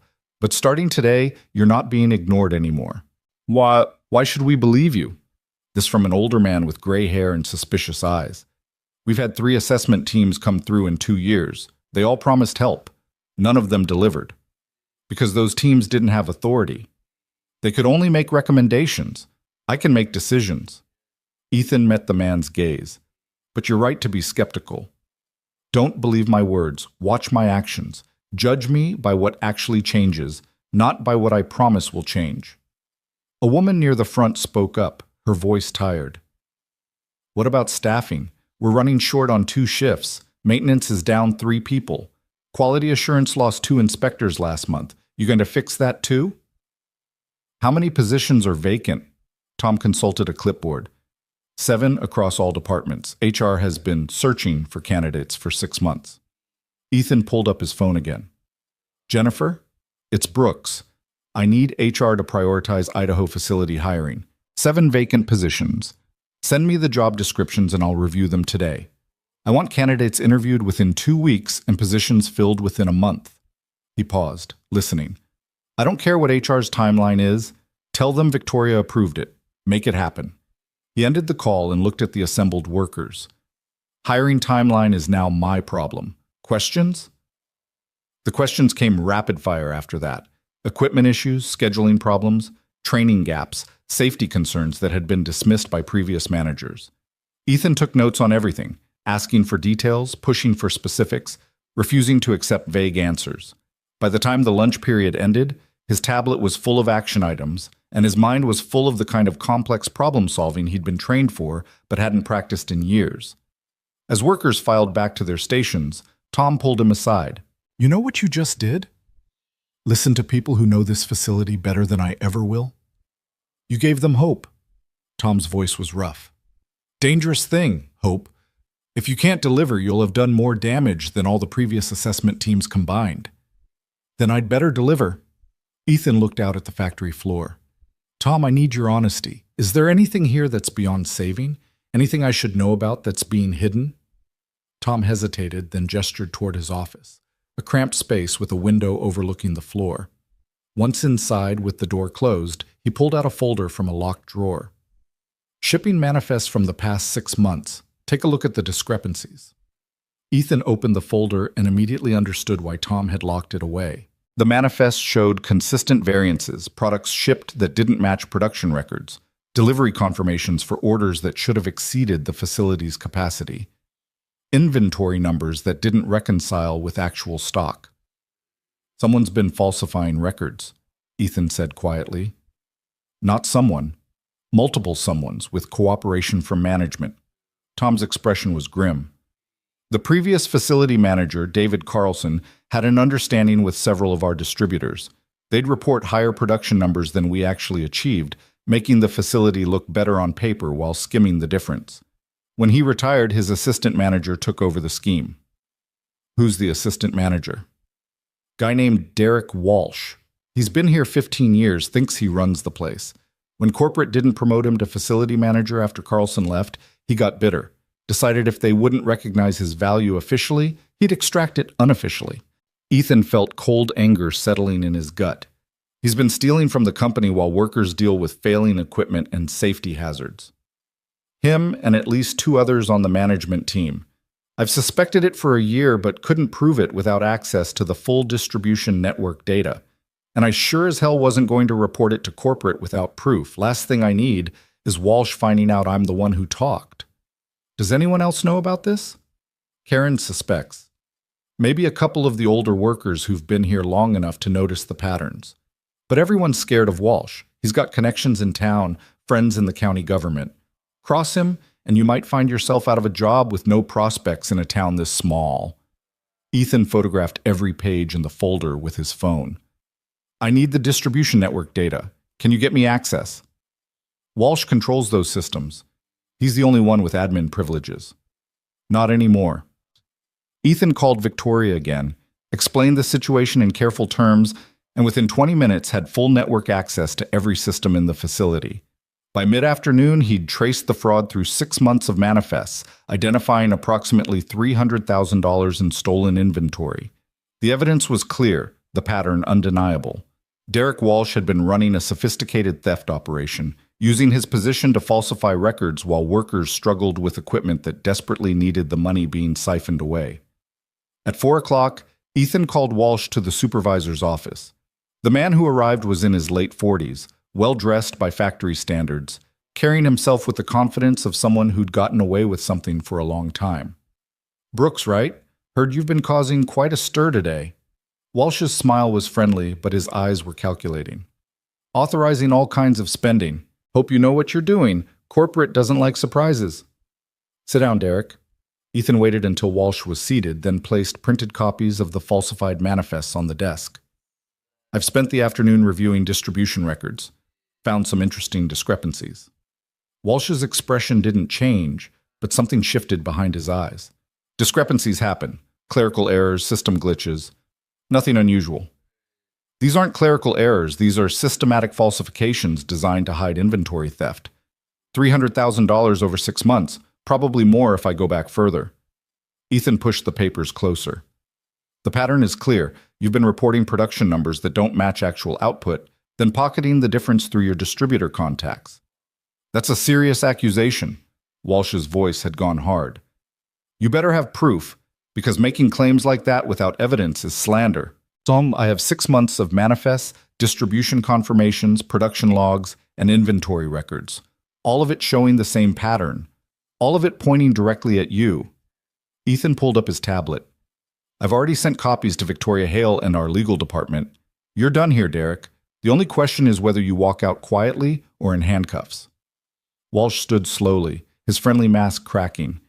You have no idea what you're doing. I've been here 15 years. I have friends, people who matter in this town. You're some Portland outsider who's been here half a day, and you think you can just... I think I can stop theft. I think I can protect workers who've been suffering while you lined your pockets. And I think you're going to leave this facility immediately before I call the sheriff. Ethan stood as well, meeting Walsh's anger with steady calm. Security is already at your desk, packing your personal items. Your access codes have been revoked. You're escorted off the property today. Victoria will never back this. She doesn't know how things work here. How... Ethan's phone rang. He put it on speaker. Victoria? Mr. Brooks, I've reviewed the evidence you sent. It's damning. Derek Walsh is terminated effective immediately. I'm having our legal team contact local law enforcement to pursue criminal charges. Victoria's voice was ice. Mr. Walsh, if you're listening, Hale Industries will recover every dollar you stole plus damages. I suggest you hire a good attorney. The call ended. Walsh stared at the phone, then at Ethan, his face cycling through rage and fear. You're making a mistake. This facility runs because of relationships I've built. Without me, without you, this facility gets honest management and equipment that actually works. Tom Hendricks appeared in the doorway with 2 security guards. Derek, let's make this easy. Your stuff is boxed. These gentlemen will walk you out. Walsh left, still protesting, still threatening. His voice echoed down the hallway until it faded into nothing. Tom closed the door and leaned against it. Jesus, you've been here 8 hours. Sometimes 8 hours is all it takes to identify a cancer. Ethan felt the adrenaline starting to fade, leaving exhaustion behind. Who's next in the management chain? That would be Susan Ortiz, production coordinator. She's solid. Been trying to keep things running despite Walsh's interference. If anyone can step up temporarily, it's her. Get her in here. And Tom, thank you for trusting me with this. I know it wasn't easy. Easier than watching this place die while someone steals from it. Tom opened the door. For what it's worth, you just became either the most popular or most hated person in this facility. Possibly both. Word spread quickly. By the time Susan Ortiz arrived, a woman in her early 40s with sharp eyes and no-nonsense efficiency, workers were gathering in clusters, talking in hushed tones. Ethan could see the reactions dividing clearly. Relief from those who'd suffered under Walsh's management, uncertainty from those who'd benefited from looking the other way, and calculation from the 2 other managers Tom had suspected of involvement. Ethan spent an hour with Susan, reviewing the facility's actual production capacity and creating realistic targets. Then he called an all-hands meeting for the next morning, knowing he needed to address what had happened before rumors turned toxic. He worked until 9 p.m., going through personnel files, identifying everyone who'd reported to Walsh, flagging concerns for further investigation. When he finally returned to his hotel, a modest chain property that was the only option in town, his phone was full of messages. 3 from Victoria, approving additional expenditures and expressing satisfaction with his handling of Walsh. 2 from Jennifer, coordinating logistics for the equipment orders, 1 from Patricia back in Portland, grudgingly acknowledging that his instincts had been correct, and 1 from Maya, sent through Mrs. Chen's phone. "Miss you, Daddy." Mrs. Chen made cookies. "Save Idaho." Ethan smiled despite his exhaustion and called her. She answered breathlessly, clearly having run to grab the phone. "Daddy, Mrs. Chen said you're fixing a factory." "I'm trying, baby. It's complicated work." "Are the people there nice?" Ethan thought about Tom's cautious trust, Susan's competent professionalism, Walsh's betrayal, the workers' wary hope. "Some of them are. Some of them need to learn to be. But we're making progress.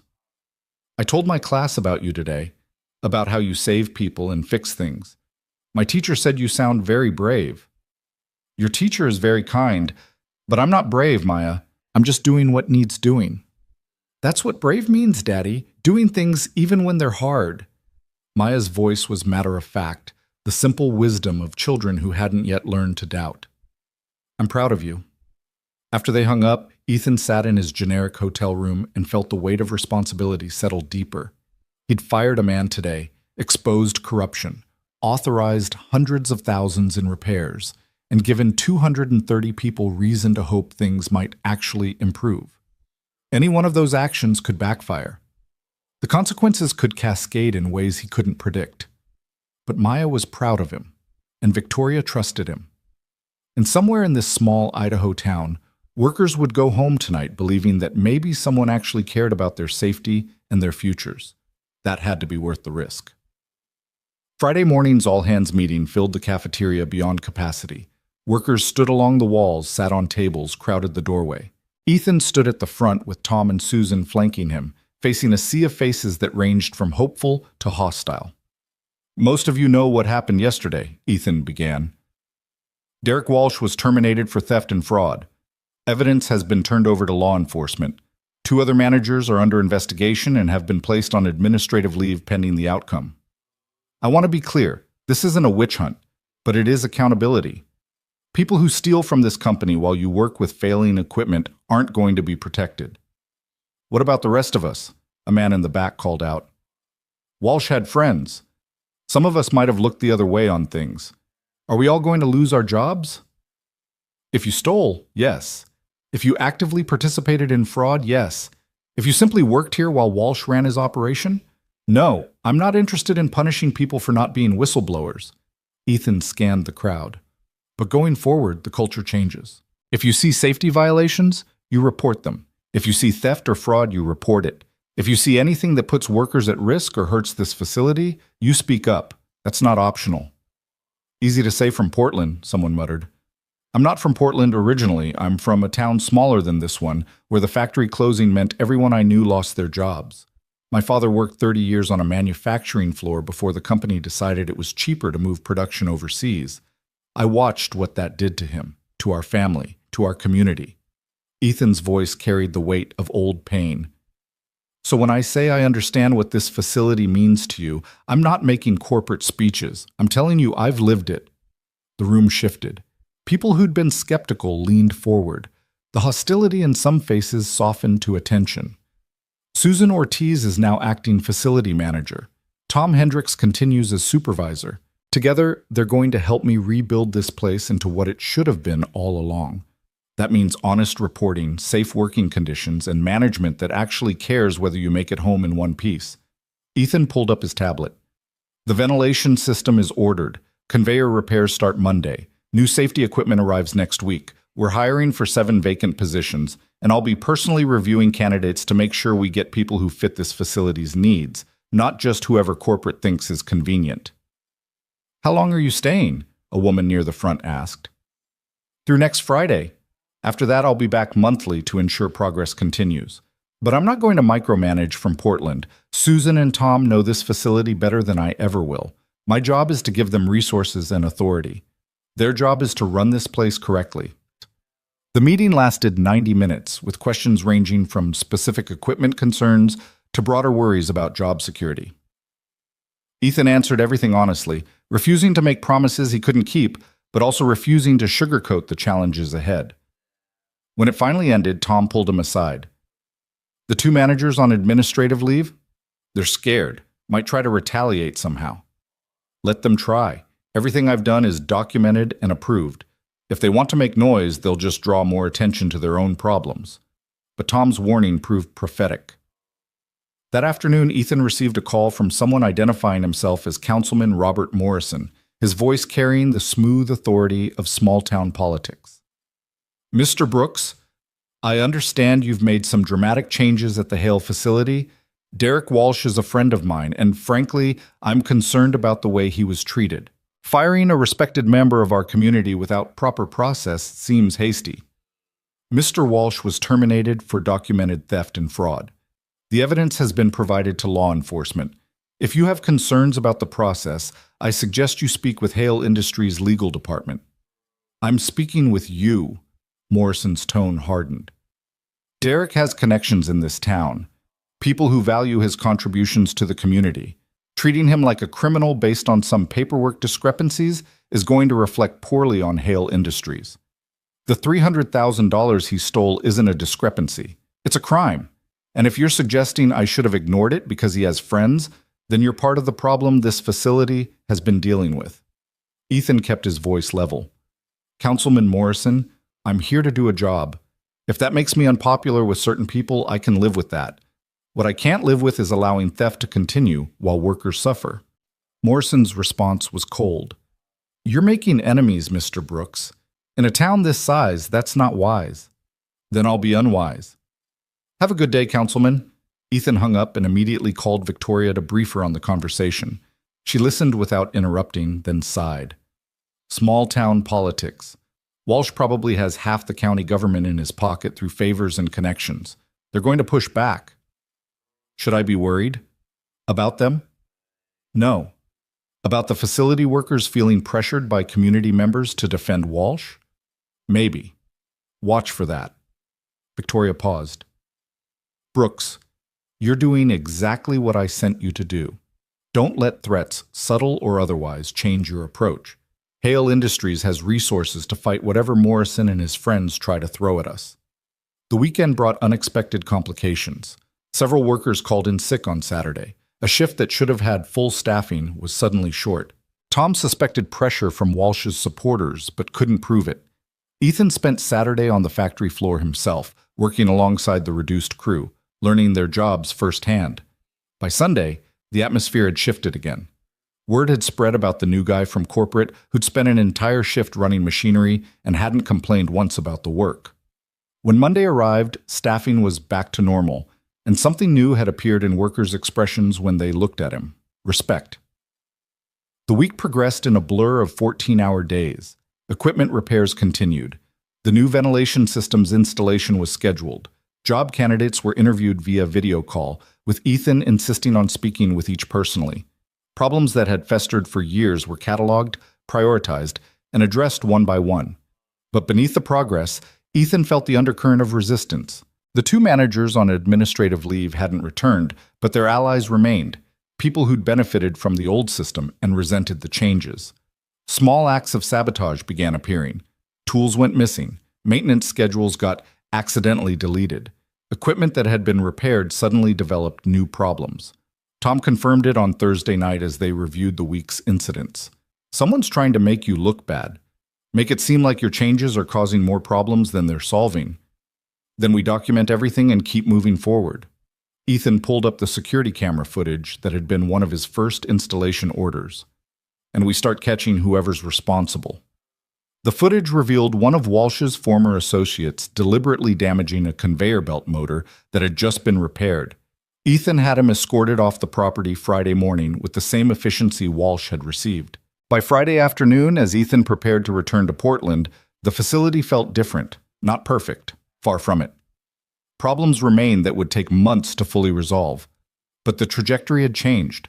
Workers moved with more purpose. Safety violations were being reported. Equipment that had been neglected was receiving attention. Susan walked him to his rental car, her expression thoughtful. You know what you did here? Started fixing what was broken? You gave us permission to expect better, to believe this place matters. She extended her hand. Thank you for not treating us like we were disposable. You never were disposable. Someone just forgot to tell you that. Ethan shook her hand. I'll be back in 3 weeks. Keep the progress going. Call me if you need anything, and I mean anything. You have my direct number. The drive to the airport took him past downtown, a collection of storefronts that had seen better decades, a diner that probably served as the town's social center, a high school that fed its graduates directly into factory jobs or military service. This was the America that people forgot existed when they talked about economic progress and corporate success. These were the communities that bore the cost when efficiency meant cutting corners and maximizing profit meant minimizing care. Ethan's flight back to Portland gave him time to write his report, not the sanitized corporate version that made everything sound manageable, but the honest assessment Victoria had asked for. The facility could be saved, but it required sustained investment and management oversight. The cultural problems ran deeper than equipment failures, and the resistance from local power structures meant this fight wasn't over. When he landed, Maya and Mrs. Chen were waiting at arrivals. Maya ran to him and he scooped her up, ignoring his protesting shoulder that still hadn't fully healed from the bridge. "Did you save Idaho?" Maya asked. "I started to, still more work to do." He set her down. "But yeah, I think we're going to save it." Victoria called that night after Maya was asleep. "I read your report. It's more honest than anything corporate has received in years." "Is that good or bad?" "It's necessary. The board meeting is Tuesday. I'm presenting your findings and recommendations. They're not going to like the price tag. $2 million over 18 months to fully restore the facility to proper condition," Ethan said. "I know it's a lot, but it's less than we'd lose if the facility closes or continues declining." "You made that case clearly." Victoria's voice softened. "You did good work this week, Brooks. Better than I expected, and my expectations were already high." After they hung up, Ethan stood at his apartment window looking out at Portland's lights. He'd been operations manager for 1 week. In that time, he'd exposed corruption, fired corrupt management, authorized hundreds of thousands in repairs, given 230 workers reason to hope, and made enemies among small-town power brokers who weren't used to being challenged. And somehow, impossibly, it felt like he was finally doing what he was meant to do. His phone buzzed with a text from Tom. Workers voted unanimously to name the new ventilation system the Brooks system. Thought you should know. Ethan smiled in the darkness. He'd spent 3 years feeling invisible, believing the world had forgotten people like him existed. Now his name would be on equipment keeping Idaho workers safe. It wasn't the kind of recognition that came with awards or promotions. It was better. The board meeting was scheduled for 10 a.m. on Tuesday, which gave Ethan exactly enough time to drop Maya at school, change into his best suit, and arrive at Hale Industries with his stomach in knots. Victoria had asked him to attend to present his findings directly to the people who controlled the company's purse strings. It was an honor and a test, and Ethan understood that how he performed in the next 2 hours would determine whether Idaho got the resources it needed or became another casualty of corporate cost-cutting. Jennifer met him at the elevator with coffee and a sympathetic smile. "Board meetings are theater. Remember that. They're going to challenge you, question your numbers, ask why they should invest millions in a facility that's been declining for years. Don't take it personally. What if they decide it's not worth saving? Then Victoria will override them. She has controlling interest. But she'd prefer their support, which means you need to make them believe Idaho matters." Jennifer handed him a tablet with his presentation loaded. "You've got this. You walked into a corrupt facility and fixed it in a week. Talking to executives should be easy by comparison." It wasn't easy. The boardroom was all dark wood and intimidating formality, with 12 people seated around a table that probably cost more than Ethan's annual salary. Victoria sat at the head, immaculate in a charcoal suit, her expression giving nothing away. The others were older, men and women who'd built careers on quarterly reports and shareholder value, whose connection to manufacturing floors existed only through spreadsheets. Richard Fordham was there, looking uncomfortable in a way that suggested he knew what was coming. Patricia Chen sat beside him, her expression carefully neutral. The rest were strangers whose nameplates proclaimed titles like Chief Financial Officer and Director of Strategic Planning. Victoria opened with a summary of Idaho's situation, then turned the floor over to Ethan. He stood, feeling every eye assess him, judge him, find him wanting before he'd even spoken. 3 weeks ago, the Idaho facility was operating at 78% efficiency with a rising accident rate and declining employee morale. Management had been falsifying production records while stealing inventory. Workers were using equipment that should have been replaced years ago. The facility was dying, and nobody with the power to fix it seemed to care. He pulled up images on the screen, the cracked parking lot, the outdated safety equipment, the machinery held together with improvised repairs, then the falsified manifests, the evidence of theft, the documented safety violations. In my first week on site, I terminated the assistant facility manager for fraud, placed 2 others on administrative leave, and authorized immediate repairs totaling $270,000. The ventilation system replacement will cost an additional $180,000. Full facility restoration requires $2 million over 18 months. A man Ethan didn't recognize, the nameplate read James Whitmore, CFO, spoke up immediately. $2 million is a significant investment for a facility that's been underperforming. What's our return timeline? 18 months to reach 95% efficiency, 3 years to full ROI based on increased production capacity and reduced accident-related costs. And if we simply close the facility and consolidate production elsewhere? Ethan had expected this question but still felt anger flash through him. You'd save the $2 million investment. You'd also put 230 people out of work in a town of 4,000, destroy a community that depends on that facility, and lose the institutional knowledge of workers who've been there for decades.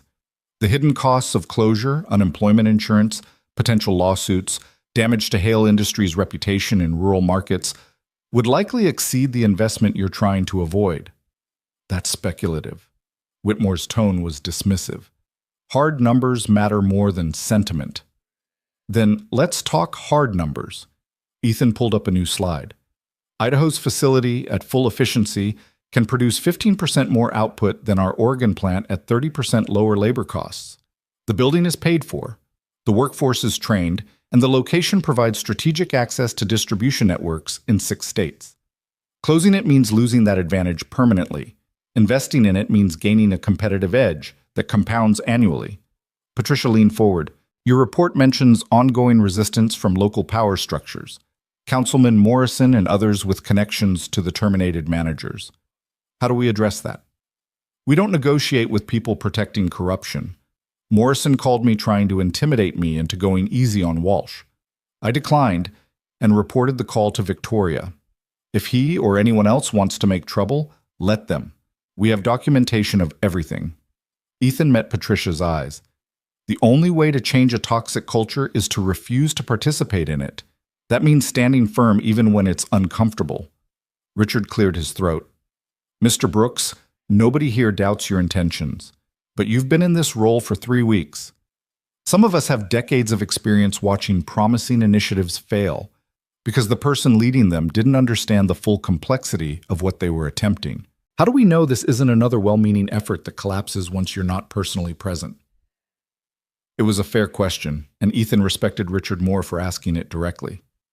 You don't know. You're taking a calculated risk based on limited data. But consider what we do know. In 1 week, I identified and terminated a theft operation that had been running for at least 6 months. I implemented immediate safety improvements that workers have already noticed. I hired a competent acting facility manager and gave her the authority to continue making progress. The question isn't whether I can fix Idaho personally, it's whether I've set systems in place that allow Idaho to fix itself. And have you? This from Victoria, her first direct question of the meeting.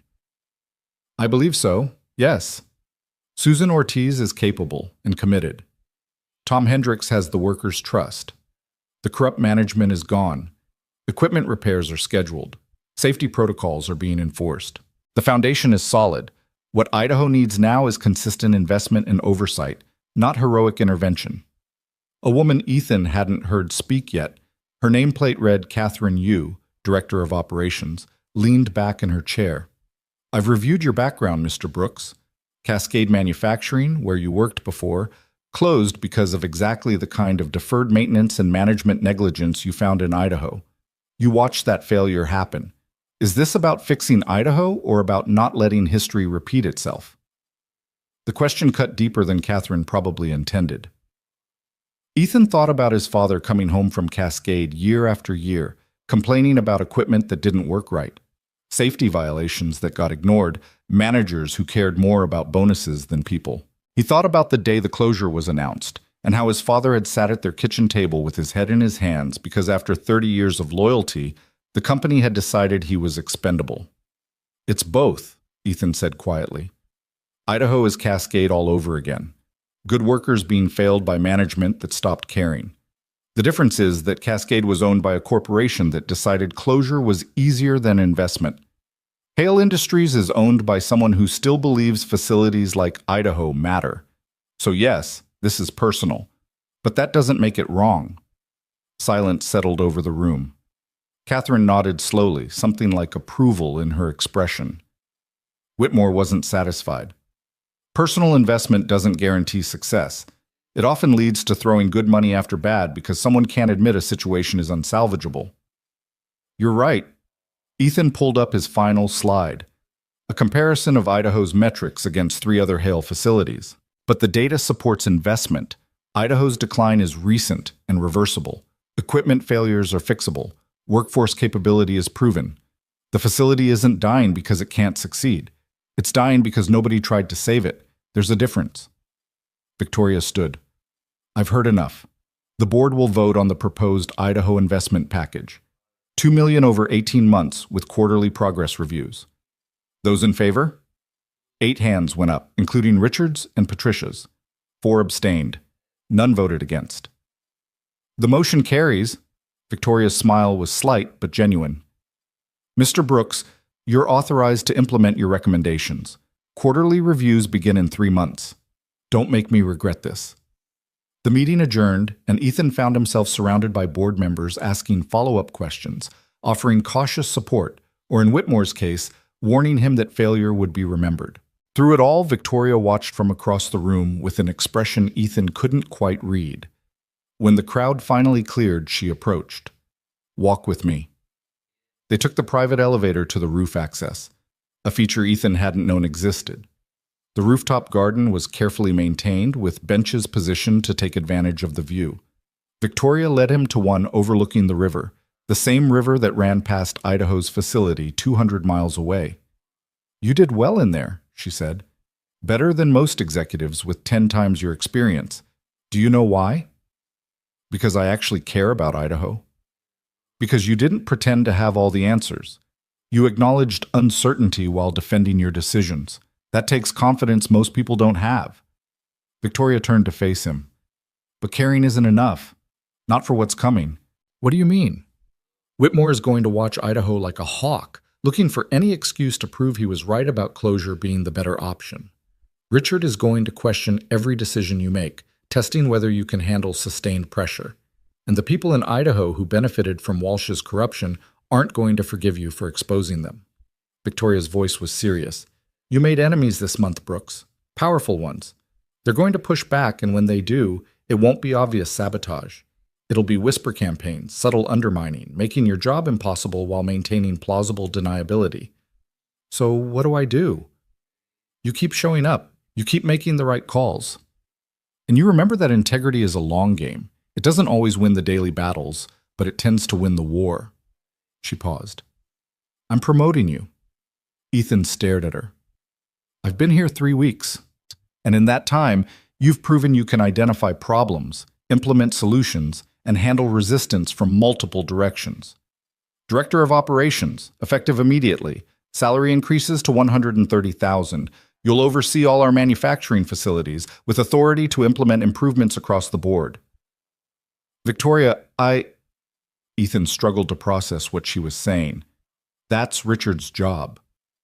Richard is being moved to an advisory role. He's excellent at strategy, but terrible at execution. You're the opposite. Victoria's expression was gentle but firm. This isn't charity.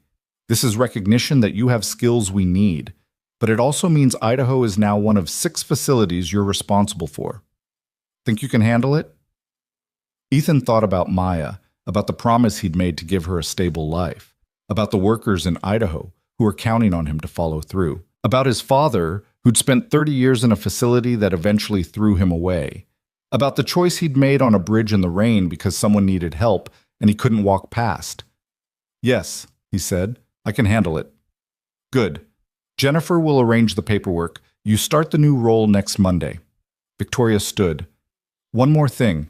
I'm assigning you an assistant, someone to help manage the logistics of overseeing multiple facilities. Her name is Lisa Tran. She's brilliant, and she'll keep you organized when things get chaotic." The promotion became public that afternoon, and the reactions were exactly what Ethan expected. Jennifer congratulated him warmly. Patricia sent a careful email acknowledging his success. Richard requested a meeting that was scheduled for Thursday, and the anonymous complaints started immediately. The first came through HR, a claim that Ethan had shown favoritism in Idaho hiring decisions, selecting candidates based on personal preference rather than qualifications. Jennifer flagged it as likely false but requiring investigation. The second accused him of financial impropriety, suggesting he'd authorized unnecessary repairs to inflate his perceived impact.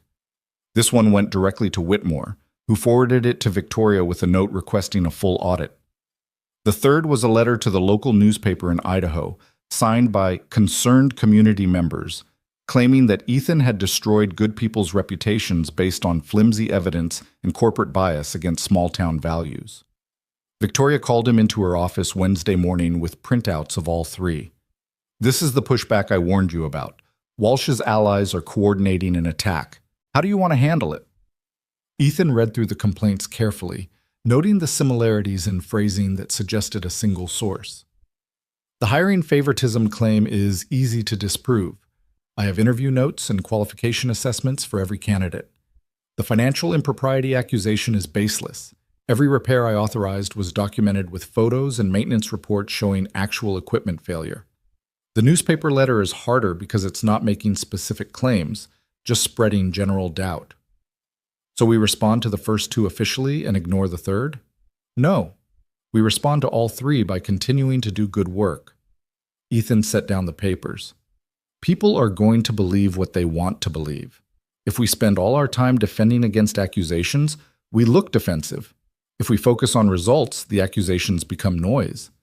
Victoria smiled. "I was hoping you'd say that. The board is watching how you handle this. So is everyone else in the company." The HR investigation took 3 days and concluded that all hiring decisions were properly documented and justified. The financial audit took a week and found that every expense Ethan had authorized was legitimate and necessary. The newspaper letter generated some local controversy but ultimately faded when Susan and Tom publicly defended Ethan's work. But the attacks didn't stop. They just got more personal. On Thursday afternoon, Ethan received a call from Maya's school. The principal, Mrs. Davidson, requested an immediate meeting. When Ethan arrived, he found Maya sitting in the office with red-rimmed eyes, looking small and scared. "What happened?" Mrs. Davidson gestured to her office. Once inside with the door closed, she pulled out a folder. Maya got into an altercation during lunch. Another student made comments about her family situation, and Maya responded physically. "She hit someone?" "She pushed another girl who was saying..." Mrs. Z. Davidson consulted her notes. "That Maya's father only has a job because he kissed up to his boss. The other girl claimed her father works at some factory and knows all about it." Cold anger settled in Ethan's chest. Walsh's friends, attacking through their children, using 9-year-olds as weapons because they couldn't hurt him directly. "What's the other girl's name?" "I can't share that. But Mr. Brooks, this is Maya's second physical incident this year. Our policy requires a 3-day suspension. For defending herself against bullying, for using physical force instead of reporting the problem to a teacher." Mrs. Davidson's tone was sympathetic but firm. "I understand Maya was provoked, but we can't make exceptions, even when the circumstances are understandable." Ethan looked through the office window at Maya, who was crying silently now. 3 days of suspension would go on her record.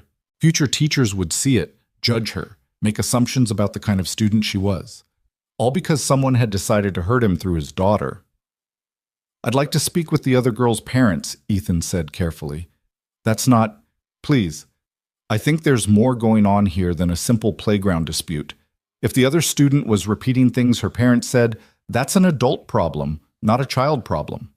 Mrs. Davidson hesitated, then picked up her phone. 20 minutes later, Ethan found himself in a conference room with a couple in their 40s who introduced themselves as Tom and Sarah Brennan. Tom worked maintenance at Idaho's facility. Sarah taught at the local elementary school. I understand your daughter said some things to Maya today, Ethan began.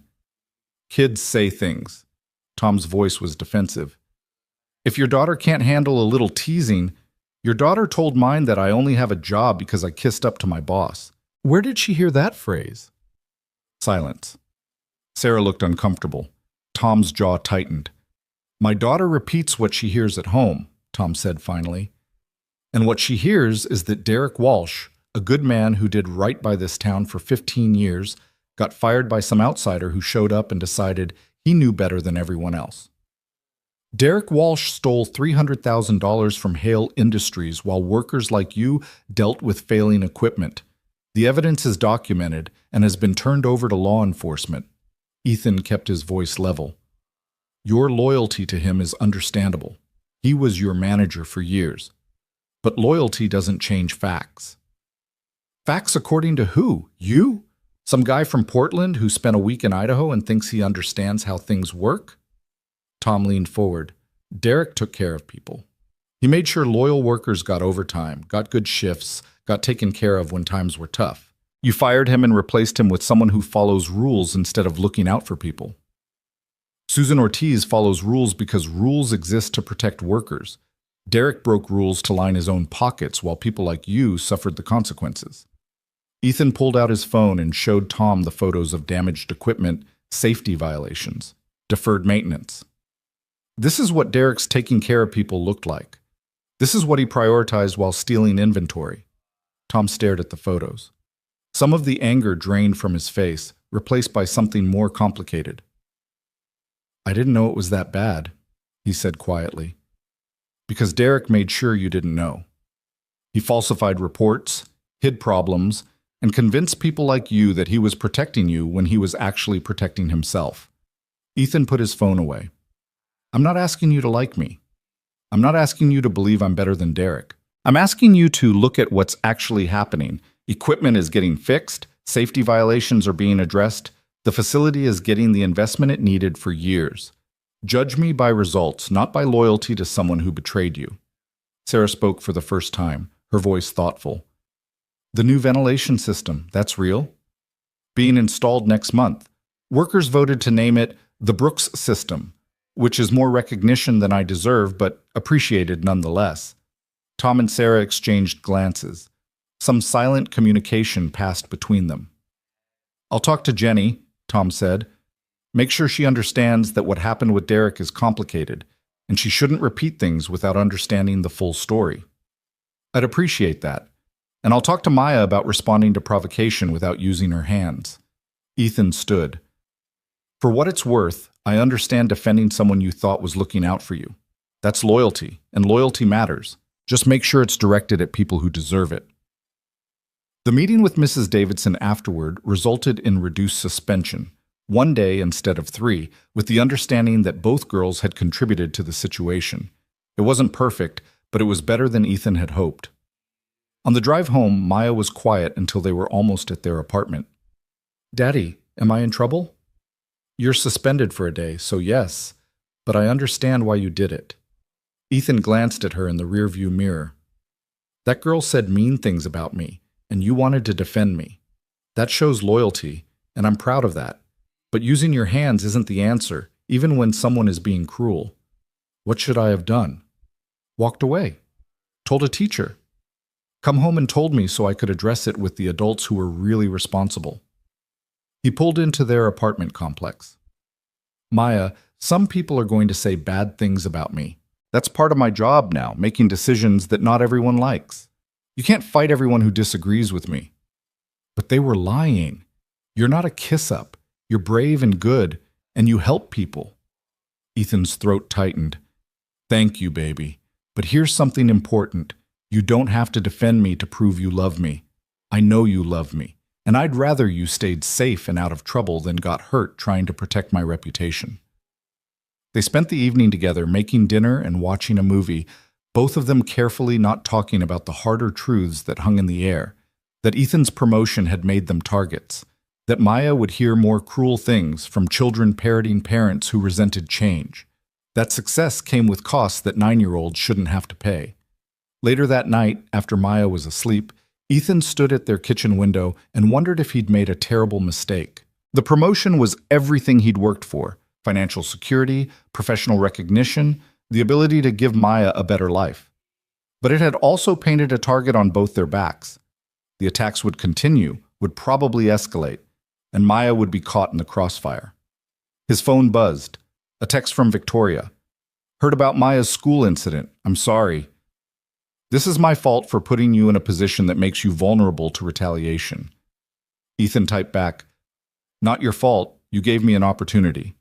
What people do with their resentment is their choice, not yours." Victoria's response came immediately.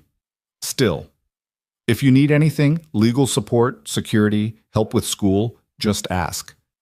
He appreciated the offer but knew he wouldn't take it. This was his problem to solve, his daughter to protect. Accepting too much help felt like admitting he couldn't handle the responsibilities he'd accepted. But the gesture mattered. Friday brought better news. The quarterly production reports from Idaho showed efficiency had climbed to 84% in just 3 weeks. Safety incidents were down 40%. Worker satisfaction surveys, newly implemented, showed marked improvement in morale.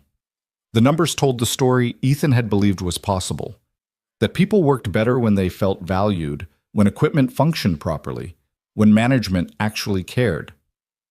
Richard requested their scheduled meeting that afternoon.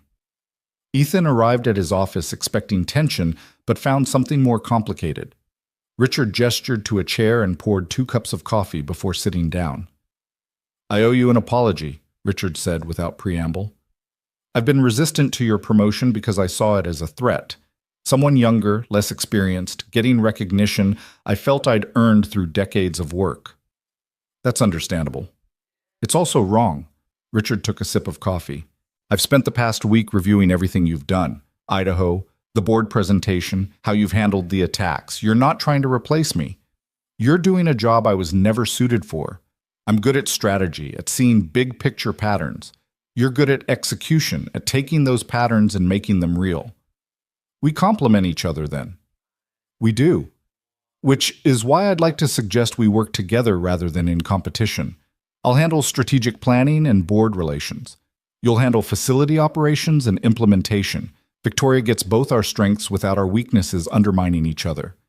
Ethan extended his hand. "I'd like that." Richard shook it, and something that had been tense between them since Ethan's first day finally relaxed. They spent the next hour discussing the other facilities, identifying problems that mirrored Idaho's situation, planning how to address them systematically rather than through crisis intervention. When Ethan finally left Richard's office, Lisa Tran was waiting, a woman in her late 20s with efficient energy and a tablet already loaded with his schedule for the following week. She fell into step beside him as they walked toward his office. "You're overbooked on Tuesday and have a conflict on Wednesday," she said without greeting.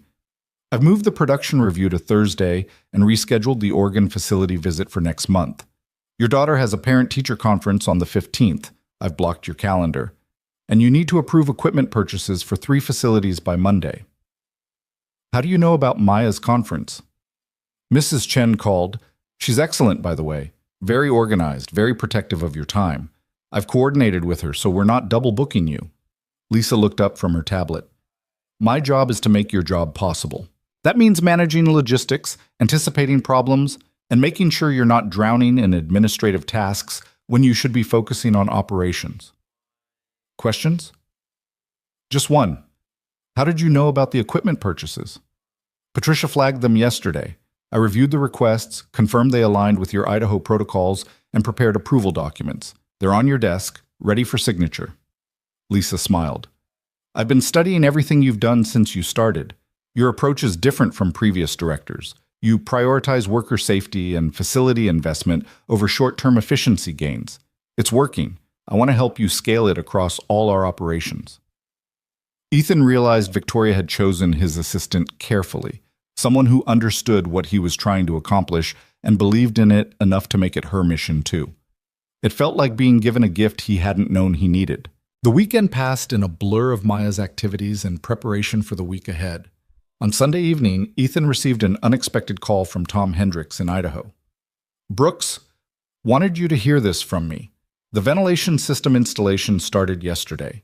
Workers are already noticing the difference. Temperature on the floor dropped 15 degrees. People are talking about how maybe things really are changing." "That's good to hear. There's more. Tom Brennan, the guy whose daughter gave Maya trouble, he came to me Friday. Said he'd been wrong about you, about Walsh, about a lot of things. He's telling people to give you a fair chance. It's shifting opinion." Ethan felt something unclench in his chest. "I appreciate you letting me know. You stood up for us when nobody else would. Least I can do is make sure you know it's making a difference." Tom paused. "This place is starting to feel like it matters again. Like we matter. That's because of you." After they hung up, Ethan sat in the dark living room of their apartment and felt the weight of everything settle into something approaching acceptance. The attacks would continue. Walsh's allies weren't going to give up easily. The pressure would increase. 6 facilities were more responsibility than he'd ever carried. Maya would face more difficult moments as children repeated their parents' resentments. But he'd also proven something to himself. That doing the right thing, even when it was hard, even when it cost him, led somewhere worth going. That integrity wasn't weakness, but leverage. That showing up and caring and refusing to compromise on things that mattered could actually change situations that seemed hopeless. His phone showed a photo of Maya from that afternoon, grinning at the camera with chocolate ice cream on her nose. She was happy, safe, proud of her father. Everything he'd fought for, everything he'd risked, came down to that simple truth. She was going to be okay because he'd made choices that prioritized the right things over the easy things. The bridge felt like a lifetime ago, but Ethan understood now that the choice he'd made that rainy morning had set everything else in motion. Not because saving Victoria's life had earned him a job, but because it had revealed to him who he was when everything was at stake. Someone who ran toward trouble instead of away from it. Someone who protected the vulnerable and challenged the powerful. Someone who believed people mattered more than systems, and systems existed to serve people, not the other way around. Idaho was just the beginning. 5 more facilities waited, each with their own problems, their own corrupt managers, their own workers who'd stopped believing anyone cared. And Ethan was going to save them all, one difficult decision at a time, because that's what he did now. He was the person who showed up when nobody else would. And that was enough. 6 months passed like a storm that eventually learned to become weather. Intense at first, then gradually settling into patterns that felt almost normal. Ethan stood in his new office on a crisp April morning, looking out at Portland waking up beneath a sky scrubbed clean by overnight rain, and marveled at how different everything felt from that desperate drive across the Morrison Bridge. The office itself was twice the size of his first one, with windows on 2 walls and furniture that Lisa had selected with her characteristic efficiency. Photos lined one bookshelf now. Maya at her school science fair, the Idaho workers gathered around their new ventilation system, the ribbon-cutting ceremony at the Oregon facility after its safety overhaul. Each image represented a battle won, a problem solved, a group of people who'd stopped being invisible. "You're here early." Victoria appeared in his doorway with 2 coffee cups, handing him one before settling into the chair across from his desk. "Couldn't sleep?" "Maya had a nightmare. Took an hour to calm her down." Ethan sipped the coffee, grateful for the warmth. "She's been having them more frequently. School counselor thinks it's delayed stress from everything that happened last fall." "The bullying incident?" "That and watching me work 80-hour weeks trying to fix 6 facilities simultaneously while people actively tried to make me fail." Ethan set down his cup. "She's 9. She shouldn't have to worry about whether her father's job is secure or whether other kids are going to repeat their parents' resentments." Victoria was quiet for a moment, her expression thoughtful. "I've been meaning to talk to you about that, about balance and sustainability. You've accomplished more in 6 months than most directors achieve in years, but you're burning out. I can see it." "I'm fine." "You're not fine. You're exhausted. You've lost weight. Lisa tells me you're in the office before 6 most mornings and rarely leave before 8 at night. That's not sustainable, Brooks. Not for you, and definitely not for Maya. Ethan wanted to argue, but recognized the truth in Victoria's words. The past 6 months had been a controlled drowning, constant travel between facilities, endless meetings, fighting resistance from entrenched managers who resented change, dealing with sabotage that ranged from subtle to blatant. He'd fixed Idaho, overhauled Oregon, cleaned up corruption in Nevada, and was halfway through similar transformations in Arizona, Utah, and Montana. Each facility had been its own war, complete with casualties and hard-won victories. The results were undeniable. Across all 6 facilities, efficiency had increased an average of 18%. Safety incidents were down 43%. Worker satisfaction scores had climbed from abysmal to respectable. 3 corrupt managers had been terminated, 2 had resigned before they could be fired, and 1 was currently facing criminal charges.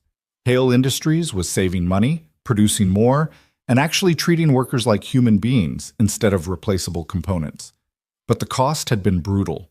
Ethan's personal life had shrunk to nearly nothing, work and Maya, with barely any space for anything else.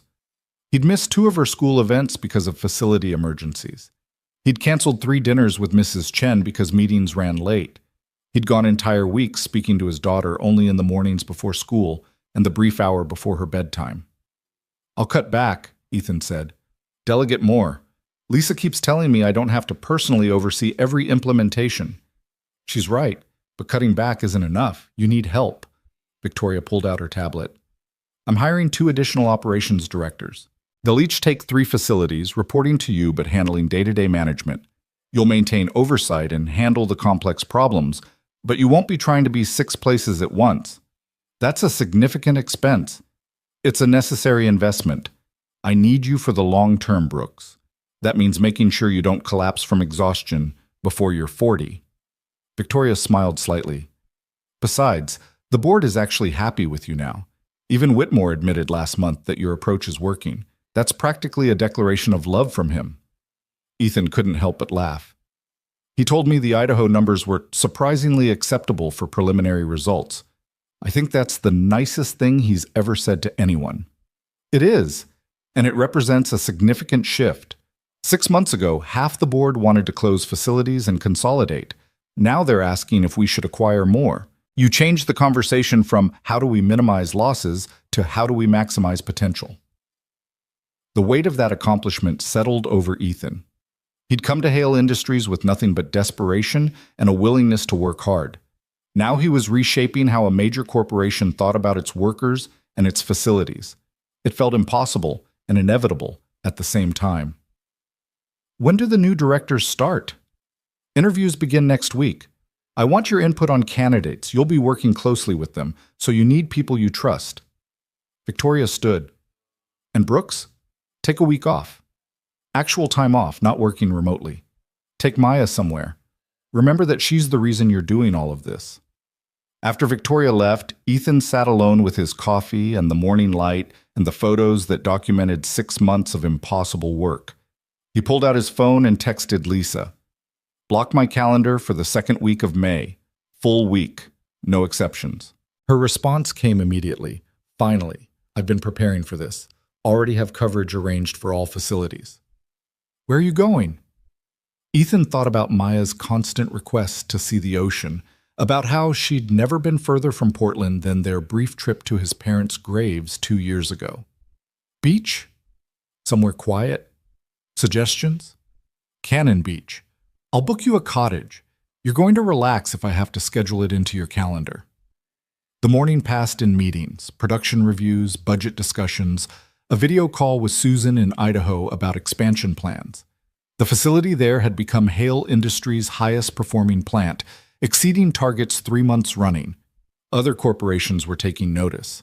Ethan had fielded 2 recruitment offers in the past month, both promising more money and prestige than he currently had. He'd declined both without serious consideration. This wasn't about money anymore. It was about finishing what he'd started, about proving that corporations could succeed while treating workers with dignity. At noon, Patricia stopped by his office with news that shifted everything. Montana just called. Brett Morrison, the facility manager, was in a car accident this morning. He's stable, but will be out for at least 3 months. We need someone on site immediately.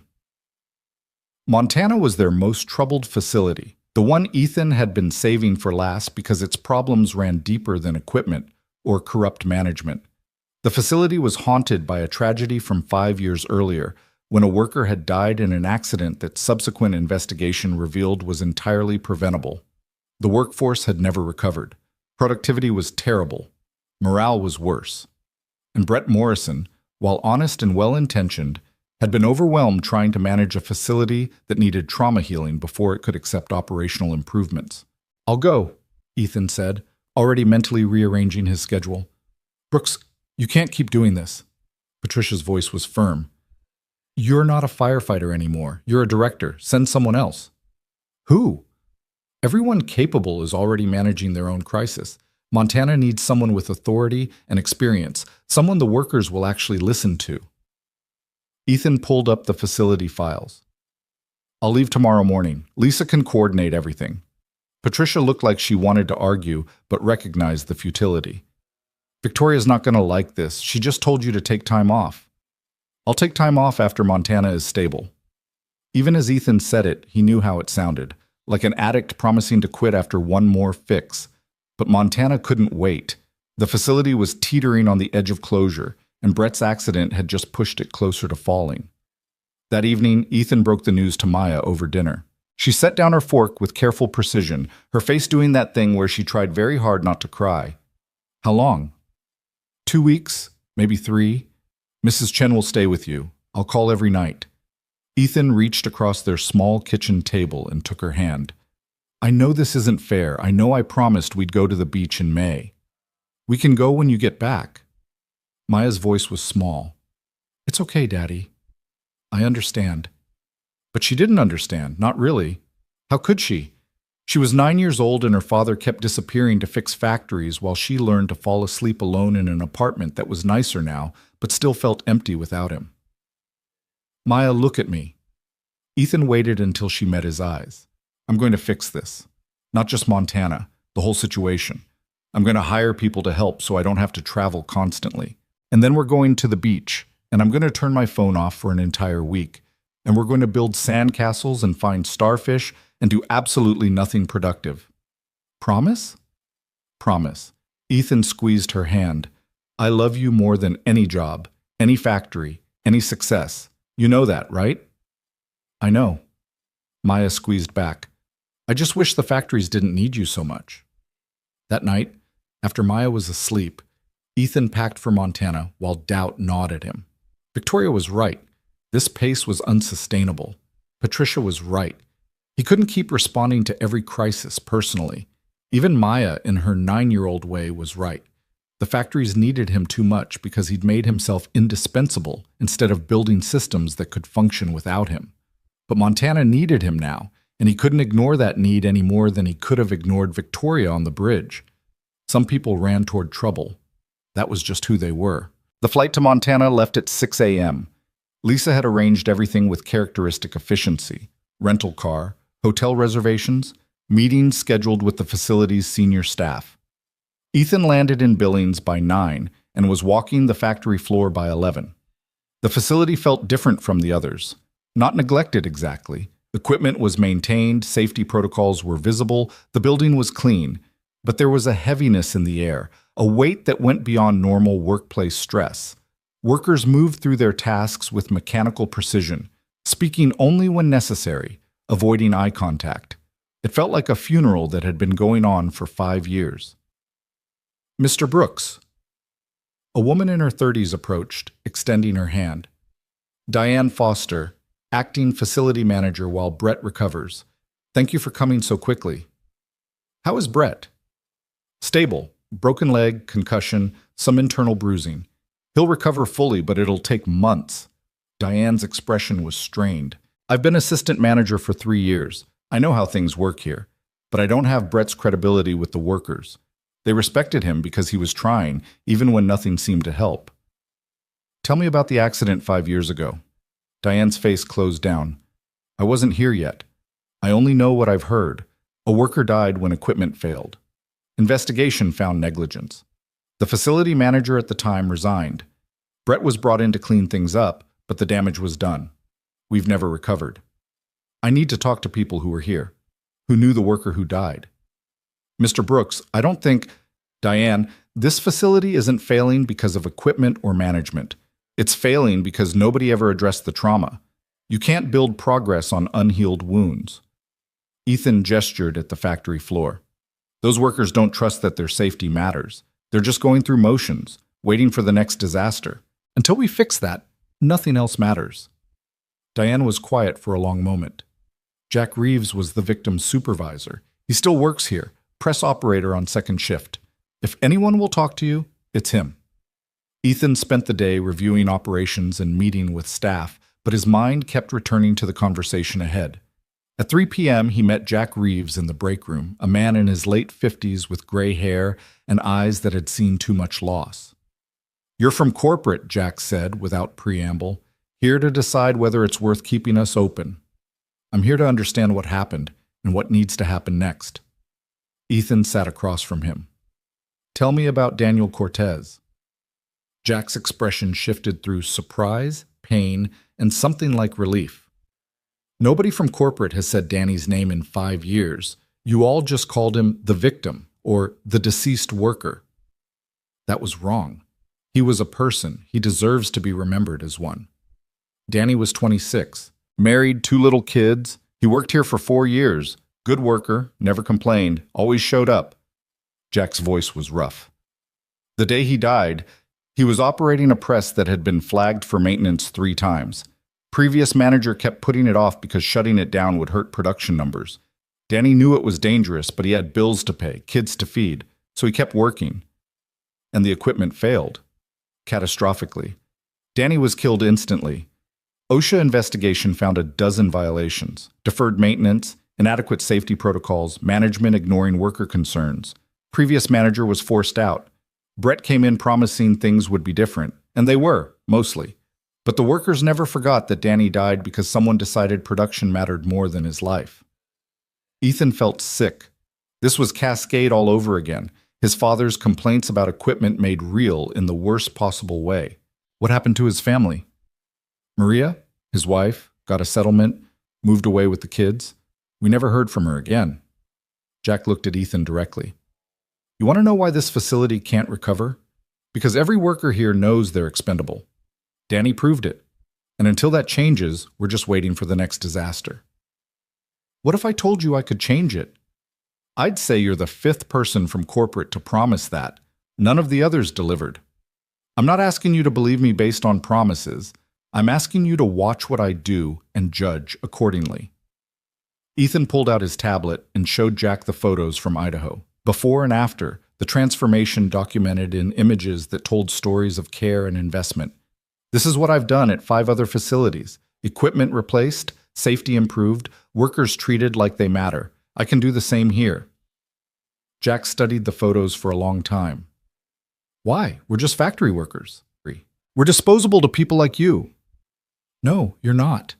And anyone who thinks you are doesn't deserve to run facilities where people's lives depend on equipment functioning correctly. Ethan closed his tablet. Jack, I can't bring Danny back. I can't undo what happened, but I can make sure it never happens again.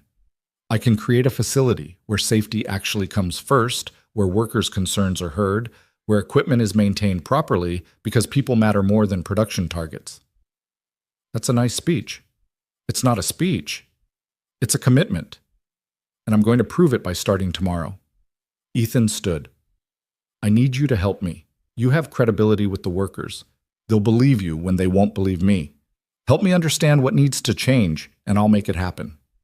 Jack was quiet for a long moment, searching Ethan's face for something. Finally, he nodded. All right, but the first thing you need to do is talk to Maria Cortez. She deserves to know someone finally cares about what happened to Danny. Finding Maria took 2 days of research and phone calls. She'd moved to Helena, working as a medical billing specialist, raising Danny's children, now teenagers, alone. When Ethan called and explained who he was, her initial response was cold. I got the settlement. I signed the papers. I'm not interested in reopening old wounds for corporate PR purposes. This isn't PR. It's an apology that's 5 years overdue. Ethan kept his voice gentle. Your husband died because people made choices that prioritized profit over his safety. Nobody from Hale Industries has ever acknowledged that directly to you. I'd like to change that, if you'll let me. Silence on the line, then. You'll drive 2 hours each way just to apologize? Yes, tomorrow if you're available. Maria lived in a modest house in a quiet neighborhood. She met Ethan at the door with visible suspicion, but invited him inside. Photos of Danny covered the walls, wedding pictures, children's birthdays, holidays, a life documented in frozen moments that had ended too soon. Thank you for seeing me, Ethan began. I'm still not sure why I agreed. Maria sat across from him, her posture defensive. The settlement was fair, the investigation was thorough. What more is there to say? That we're sorry. That what happened to Danny was preventable and inexcusable.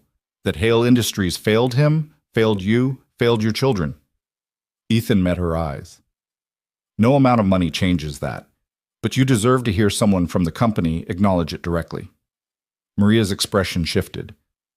In 5 years, nobody has said that. The lawyers talked about liability. The investigators talked about violations.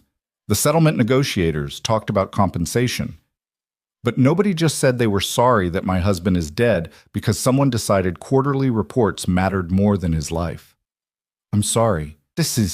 On behalf of Hale Industries, on behalf of every person who made choices that led to Danny's death, I'm profoundly sorry. Ethan pulled out a folder. I've spent the past 2 days reviewing the investigation reports, understanding exactly what failed. The facility has made some improvements since Danny died, but not enough. I'm here to change that. Why should I believe you? Ethan showed her the same photos he'd shown Jack, Idaho, Oregon, Nevada, the systematic transformation of facilities that had been failing. Because I've done it before. Because I have a daughter Maya's age, and I can't imagine what you've gone through, but I know I'd want someone to make sure my sacrifice meant something. Danny's death revealed problems that existed across Hale Industries. I'm fixing those problems. Not because of the settlement or the investigation, but because it's right. Maria looked at the photos for a long time. When she looked up, her eyes were wet. My kids ask about their father. They want to know if his death mattered, if it changed anything. What do I tell them? Tell them their father's death forced Hale Industries to confront failures we'd been ignoring. Tell them I'm personally overseeing changes to every facility we operate to make sure what happened to Danny never happens to anyone else. Tell them he mattered, and his loss is driving improvements that will protect thousands of workers. Ethan paused. And tell them that if they ever want to see what's been done in their father's name, I'll arrange a tour of any facility they choose. Maria wiped her eyes. The settlement money paid for college funds. Both kids want to be engineers. They want to make things safer, better. Danny would have loved that. He should be here to see it. Yes, he should. Maria stood, and Ethan stood with her. Thank you for coming, for caring enough to drive here just to apologize. It matters more than you know.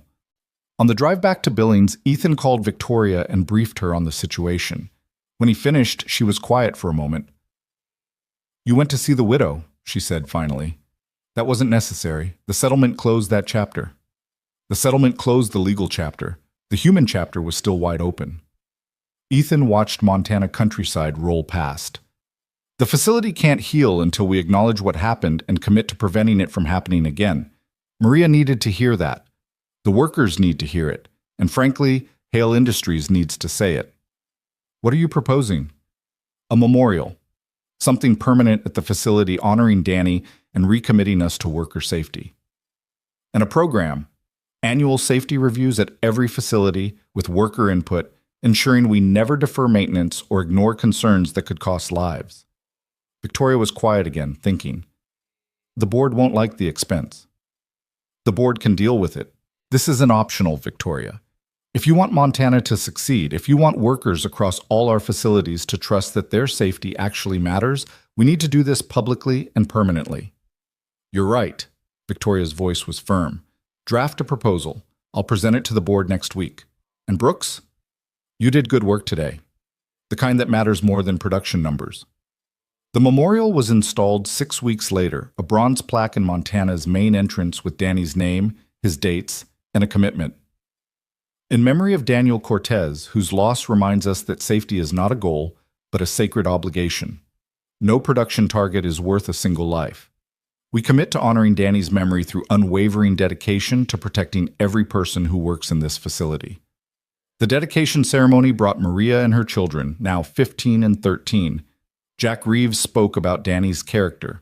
Susan flew in from Idaho to represent the other facilities. Workers from all 3 shifts attended, filling the space beyond capacity. Ethan stood at the back, watching Maya hold Mrs. Chen's hand while Maria's son read a statement about his father. The boy's voice was strong, carrying the weight of someone who'd lost too much too young, but was determined to make that loss mean something. When the ceremony ended, workers approached Ethan one by one. Some shook his hand, some thanked him. One older man just nodded and said, "You kept your promise. That's rare." Montana's transformation took 3 months, but the trajectory was clear from the beginning. Efficiency climbed, safety incidents dropped. The heaviness that had haunted the facility began to lift as workers realized their concerns were being heard and addressed. Equipment was upgraded, protocols were strengthened, and slowly, painfully, the facility remembered how to hope. By July, when Ethan finally took that promised week at the beach with Maya, all 6 facilities were exceeding targets. The 2 new operations directors Victoria had hired were competent and committed, taking pressure off Ethan while maintaining the standards he'd established. Richard was handling board relations with renewed energy. Patricia had become an unexpected ally, defending Ethan's approaches when other executives questioned them. The cottage Lisa had booked was perfect, small, quiet, with a deck overlooking the ocean. Maya spent the first day running between waves, collecting shells, building elaborate sandcastles that the tide would inevitably destroy. Ethan sat on the beach and turned off his phone and remembered what it felt like to simply exist without constantly solving problems. On the 3rd day, Victoria called. Ethan almost didn't answer, but the persistent ringing suggested it was important. "I know you're on vacation," she said, "but I need 5 minutes. Can you talk?" Ethan walked down the beach away from Maya. "What's wrong?" "Nothing's wrong. Actually, something's very right." Victoria's voice carried excitement. "The board met yesterday. They've approved a comprehensive worker safety initiative across the entire corporation, modeled on what you implemented at our facilities. $2.5 million investment, annual safety reviews, worker advocacy committees, everything you've been pushing for, now company-wide policy." Ethan felt something unlock in his chest. They approved it? Unanimously. Even Whitmore voted yes. He actually said, and I quote, "Brooks has proven that treating workers well is sound business strategy, not charity." Coming from him, that's practically a love letter. What about Danny's program? Funded and expanding. Every facility will have memorial commitments to workers lost in industrial accidents, with annual reviews ensuring we never forget the cost of negligence. Victoria paused. "You changed this company, Brooks. Fundamentally, the board sees it now." After they hung up, Ethan stood looking out at the Pacific and felt the weight of 6 months' impossible work finally settle into something like peace. He'd come to Hale Industries with nothing but desperation and a willingness to run into traffic when someone needed help. Now he'd transformed how a major corporation thought about its workers, saved facilities that were on the edge of closure, and created systems that would protect thousands of people he'd never meet. Maya ran up with a perfect sand dollar, holding it out like treasure. "Look what I found." Ethan knelt down and examined it with appropriate seriousness. "That's beautiful, baby. Should we take it home?" "Mrs. Chen says if you find something perfect on the beach, you should leave it there so someone else can find it too. But we can take a picture to remember." They took the picture, then carefully returned the sand dollar to the sand. Maya ran off toward the waves again, and Ethan watched her go. 9 years old, happy, safe, proud of her father who'd kept his promise to take her to the beach, even though factories needed saving. That evening, they built a fire in the cottage's fireplace and made s'mores while rain drummed on the roof. Maya talked about school, about her friends, about the science project she wanted to start in the fall. Ethan listened and asked questions and realized he couldn't remember the last time they'd had an entire evening with nothing else demanding his attention. "Daddy?" Maya's voice was thoughtful. Are you happy? Yes, baby, very happy. Even though your job is hard and people are sometimes mean and you have to travel a lot, Ethan pulled her close. Even though all of that, because the hard work matters. Because when people are mean, it usually means you're doing something right that threatens something wrong. And because you're worth everything, the long hours, the travel, the difficulty. I'm giving you a better life than I had, and that makes every challenge worth it. I'm proud of you. Maya said it simply, the way children state facts. You save people. That's what you do. Later, after Maya was asleep in the cottage's second bedroom, Ethan sat on the deck and called his parents' number, disconnected for 3 years now, but still in his phone. He'd gotten in the habit of calling it when he needed to feel connected to something beyond himself, to remember where he came from and why any of this mattered. He listened to the automated message, then started talking anyway, the way he always did. Dad, I wish you could see what I'm doing. The factories I'm fixing, they're just like Cascade was before it closed. Workers being ignored, equipment failing, management prioritizing profit over people. But I'm changing it. 6 facilities now, with more coming. I'm making sure what happened to you doesn't happen to others. The ocean provided the only response, waves rolling in eternal rhythm. I met a woman whose husband died in an industrial accident. Preventable, just like so many of Cascade's near misses. I apologized to her on behalf of the company. We built a memorial. We're implementing programs to make sure it never happens again. I think you would have approved. Ethan paused, looking up at stars emerging through breaking clouds. Maya's doing well. She's strong, Dad. Stronger than I was at her age. She's had to grow up too fast because of the choices I've made, but she's handling it with grace I didn't know kids could have. You would love her. The automated message had long since disconnected, but Ethan kept talking, the words finding their way out because some conversations needed to happen even when nobody was listening. I saved someone's life 6 months ago. A woman on a bridge who was about to be hit by a truck. That choice led to everything else, the job, the opportunities, the chance to make a difference. I keep thinking about that moment, about how close I came to driving past because I was late for an interview. What would have happened if I'd chosen differently? A shooting star crossed the sky, and Ethan smiled at the coincidence. But I didn't choose differently. I ran into traffic because someone needed help, and that decision revealed something about who I am. Someone who can't walk past trouble. Someone who believes people matter more than convenience or career or safety. You taught me that, Dad. Everything good about me came from watching you. How you showed up every day, even when Cascade didn't deserve your loyalty. How you put family first, even when it cost you professionally. How you kept your integrity when cutting corners would have been easier. The cottage door opened. Maya appeared in her pajamas, rubbing sleep from her eyes. Daddy? Who are you talking to? Just thinking out loud, baby. Can't sleep? Had another dream. Can we watch the ocean together? They sat on the deck wrapped in blankets, watching moonlight paint silver paths across dark water. Maya leaned against Ethan's shoulder, and he felt the complete peace that came from having exactly what mattered most. Tell me a story, Maya said. About when you were little. Ethan thought about his childhood in that small town where the factory closing had devastated everything. About his father coming home exhausted every day, still finding energy to throw a baseball or help with homework. About the way his mother had stretched every dollar, making poverty feel almost like an adventure because they were together. When I was about your age, my dad worked at a factory kind of like the ones I fix now. One day, another worker got hurt because equipment wasn't maintained properly. My dad went to management and demanded they fix it. They told him to mind his own business. So he organized the other workers, and together they refused to work until the equipment was repaired properly. Management gave in, and nobody else got hurt. Was your dad a hero? Yes. Not the kind that gets news coverage or recognition, the quiet kind that shows up every day and does the right thing even when it's hard, the best kind. Like you. Ethan kissed the top of her head. I'm trying to be, still learning. They stayed on the deck until Maya fell asleep in his arms. Ethan carried her inside, tucked her into bed, and stood watching her sleep for a long moment. 9 years old and already developing the strength and character that would carry her through life. He'd done that, kept her safe, given her stability, showed her through actions that integrity mattered more than success. The week at the beach passed in a blur of perfect moments. On their last day as they packed to leave, Maya found another sand dollar, cracked this time, imperfect, but still beautiful in its own way. "Can we keep this one?" she asked. "Why this one and not the perfect one?"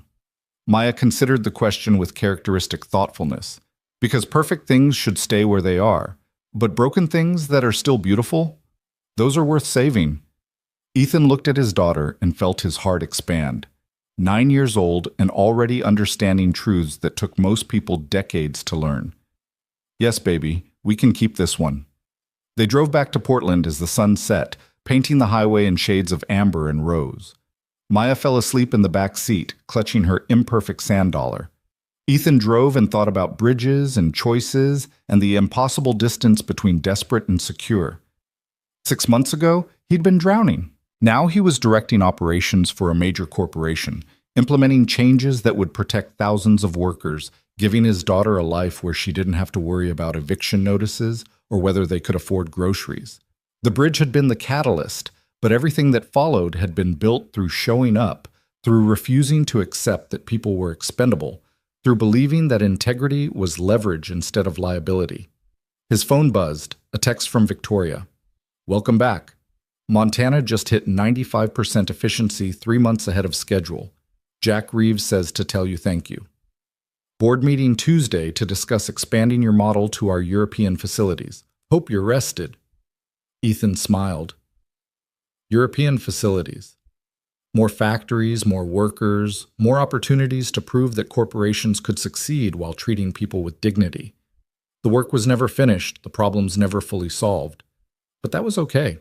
He'd learned to find purpose in the struggle, meaning in the incremental progress, satisfaction in the small victories that added up to transformed lives. They arrived home late, and Ethan carried sleeping Maya upstairs to their apartment, bigger now, in a better neighborhood, with furniture that didn't come from thrift stores and appliances that actually worked. He tucked her into bed in her own room, something they hadn't been able to afford 6 months ago, and stood in the doorway watching her sleep. "I kept my promise," he whispered. "We went to the beach. We built sandcastles. We found perfect things and left them behind, and broken things worth saving. We remembered what matters." Maya stirred but didn't wake. Ethan closed her door gently and walked to the living room, looking out at Portland's lights. Somewhere out there, factories ran through the night. Workers operated equipment that functioned properly because someone cared enough to maintain it. Families slept secure because their providers had jobs at facilities that wouldn't close on a corporate whim. He'd done that. Not alone. Susan and Tom and Jack and Diane and countless others had done the actual work. But Ethan had believed it was possible when nobody else did. He'd run into traffic when someone needed help, and that single choice had cascaded into saving not just one life, but thousands. His phone buzzed again. Another text, this time from a number he didn't recognize. "Mr. Brooks, this is Miguel Cortez, Danny's son. Mom gave me your number. I'm starting engineering school this fall, specializing in industrial safety. Wanted you to know my dad's death is going to mean something. Thank you for making sure of that." Ethan read the message 3 times, feeling something profound settle in his chest. This was why the work mattered, not the promotions or the salary, or even the satisfaction of fixing broken systems. It was the 15-year-old who'd lost his father choosing to make that loss drive positive change. It was Maya learning that integrity led somewhere worth going. It was workers in 6 facilities going home safe every night because someone had finally decided their lives mattered more than quarterly reports. He typed back, "Your father would be proud of you. If you ever need anything, recommendation letters, internship opportunities, someone to talk to about the work, I'm here." The response came quickly. "Thank you. That means everything." Ethan set down his phone and walked to Maya's room one more time. She was sprawled across her bed the way children sleep, completely relaxed, perfectly safe. The cracked sand dollar sat on her nightstand, imperfect and beautiful and worth saving. Just like this life they'd built together. Just like the facilities he'd transformed. Just like every person who'd been written off as expendable until someone looked close enough to see their value. The bridge felt like a lifetime ago. But Ethan understood that every choice since then had flowed from that single moment of running toward trouble instead of away from it. He'd saved Victoria's life and lost an interview. But in losing that interview, he'd found something better, a purpose that aligned with his values, work that mattered beyond profit margins, the ability to prove that doing the right thing wasn't weakness, but strength. His father had taught him that. Cascade's closure had reinforced it, and Maya's existence had made it non-negotiable. The world didn't always reward integrity. Sometimes it punished it, made it expensive, made it lonely. But occasionally, rarely, impossibly, wonderfully, the world opened doors for people who refused to compromise on what mattered, who ran into traffic when someone needed help, who stood up to corruption even when it made them vulnerable, who believed that broken things were worth saving and perfect things were worth protecting. Ethan Brooks had been drowning 6 months ago, desperate and invisible, one more struggling single parent in a world that looked past people like him. Now he was director of operations for a major corporation, implementing changes that would ripple through industries, raising a daughter who understood that strength meant staying calm when people tried to make you angry, that courage meant showing up when showing up was hard. The journey wasn't over. European facilities waited. New problems would emerge. The resistance to change never fully disappeared. It just learned to be quieter, more subtle, more patient. But Ethan had learned something crucial in these 6 months, that showing up consistently mattered more than being perfect, that incremental progress compounded into transformation, that one person who refused to accept the unacceptable could shift entire systems. He was that person now, not because he was special or gifted or destined for it, but because when faced with an impossible choice on a rainy bridge, he'd chosen to run toward trouble instead of away from it. And that single decision had revealed everything else he was capable of becoming. Maya stirred in her sleep, murmuring something about sand dollars and starfish. Ethan smiled and whispered goodnight to his sleeping daughter, to the memory of his father, to the ghost of the desperate man he'd been 6 months ago on a bridge in the rain. Then he walked to his own room, exhausted and satisfied, and already thinking about Tuesday's board meeting, about European facilities and new challenges, and the endless work of building systems that protected people instead of exploiting them. Some people spent their lives wondering what they were meant to do. Ethan had found his answer in the space between seeing someone in danger and deciding to help. Everything else, the success, the recognition, the security, the meaning, had simply been the inevitable result of staying true to that first instinct. He'd saved lives, fixed factories, proved that integrity mattered, given his daughter a future worth building toward. And he'd done it all because one rainy morning, when faced with a choice between self-interest and helping a stranger, he'd chosen to be the kind of person who ran into traffic instead of past it. That choice had cost him everything he thought he needed, and given him everything he'd never known to ask for. The story could have ended a dozen different ways, but this was the ending Ethan had earned. Not perfect, not complete, but honest and hard-won, and pointing toward a future built on foundations that wouldn't crumble the first time they were tested. He fell asleep thinking about sandcastles and shooting stars, and the impossible distance between drowning and standing on solid ground. And when morning came, he would get up and do it all again, showing up, making hard choices, proving that broken things were worth saving and people mattered more than systems and integrity was the only leverage that lasted. Because that's what heroes did, even the quiet ones who never made the news. They just kept showing up, kept doing the right thing, kept believing that one person could make a difference. And sometimes, impossibly, wonderfully, they were right.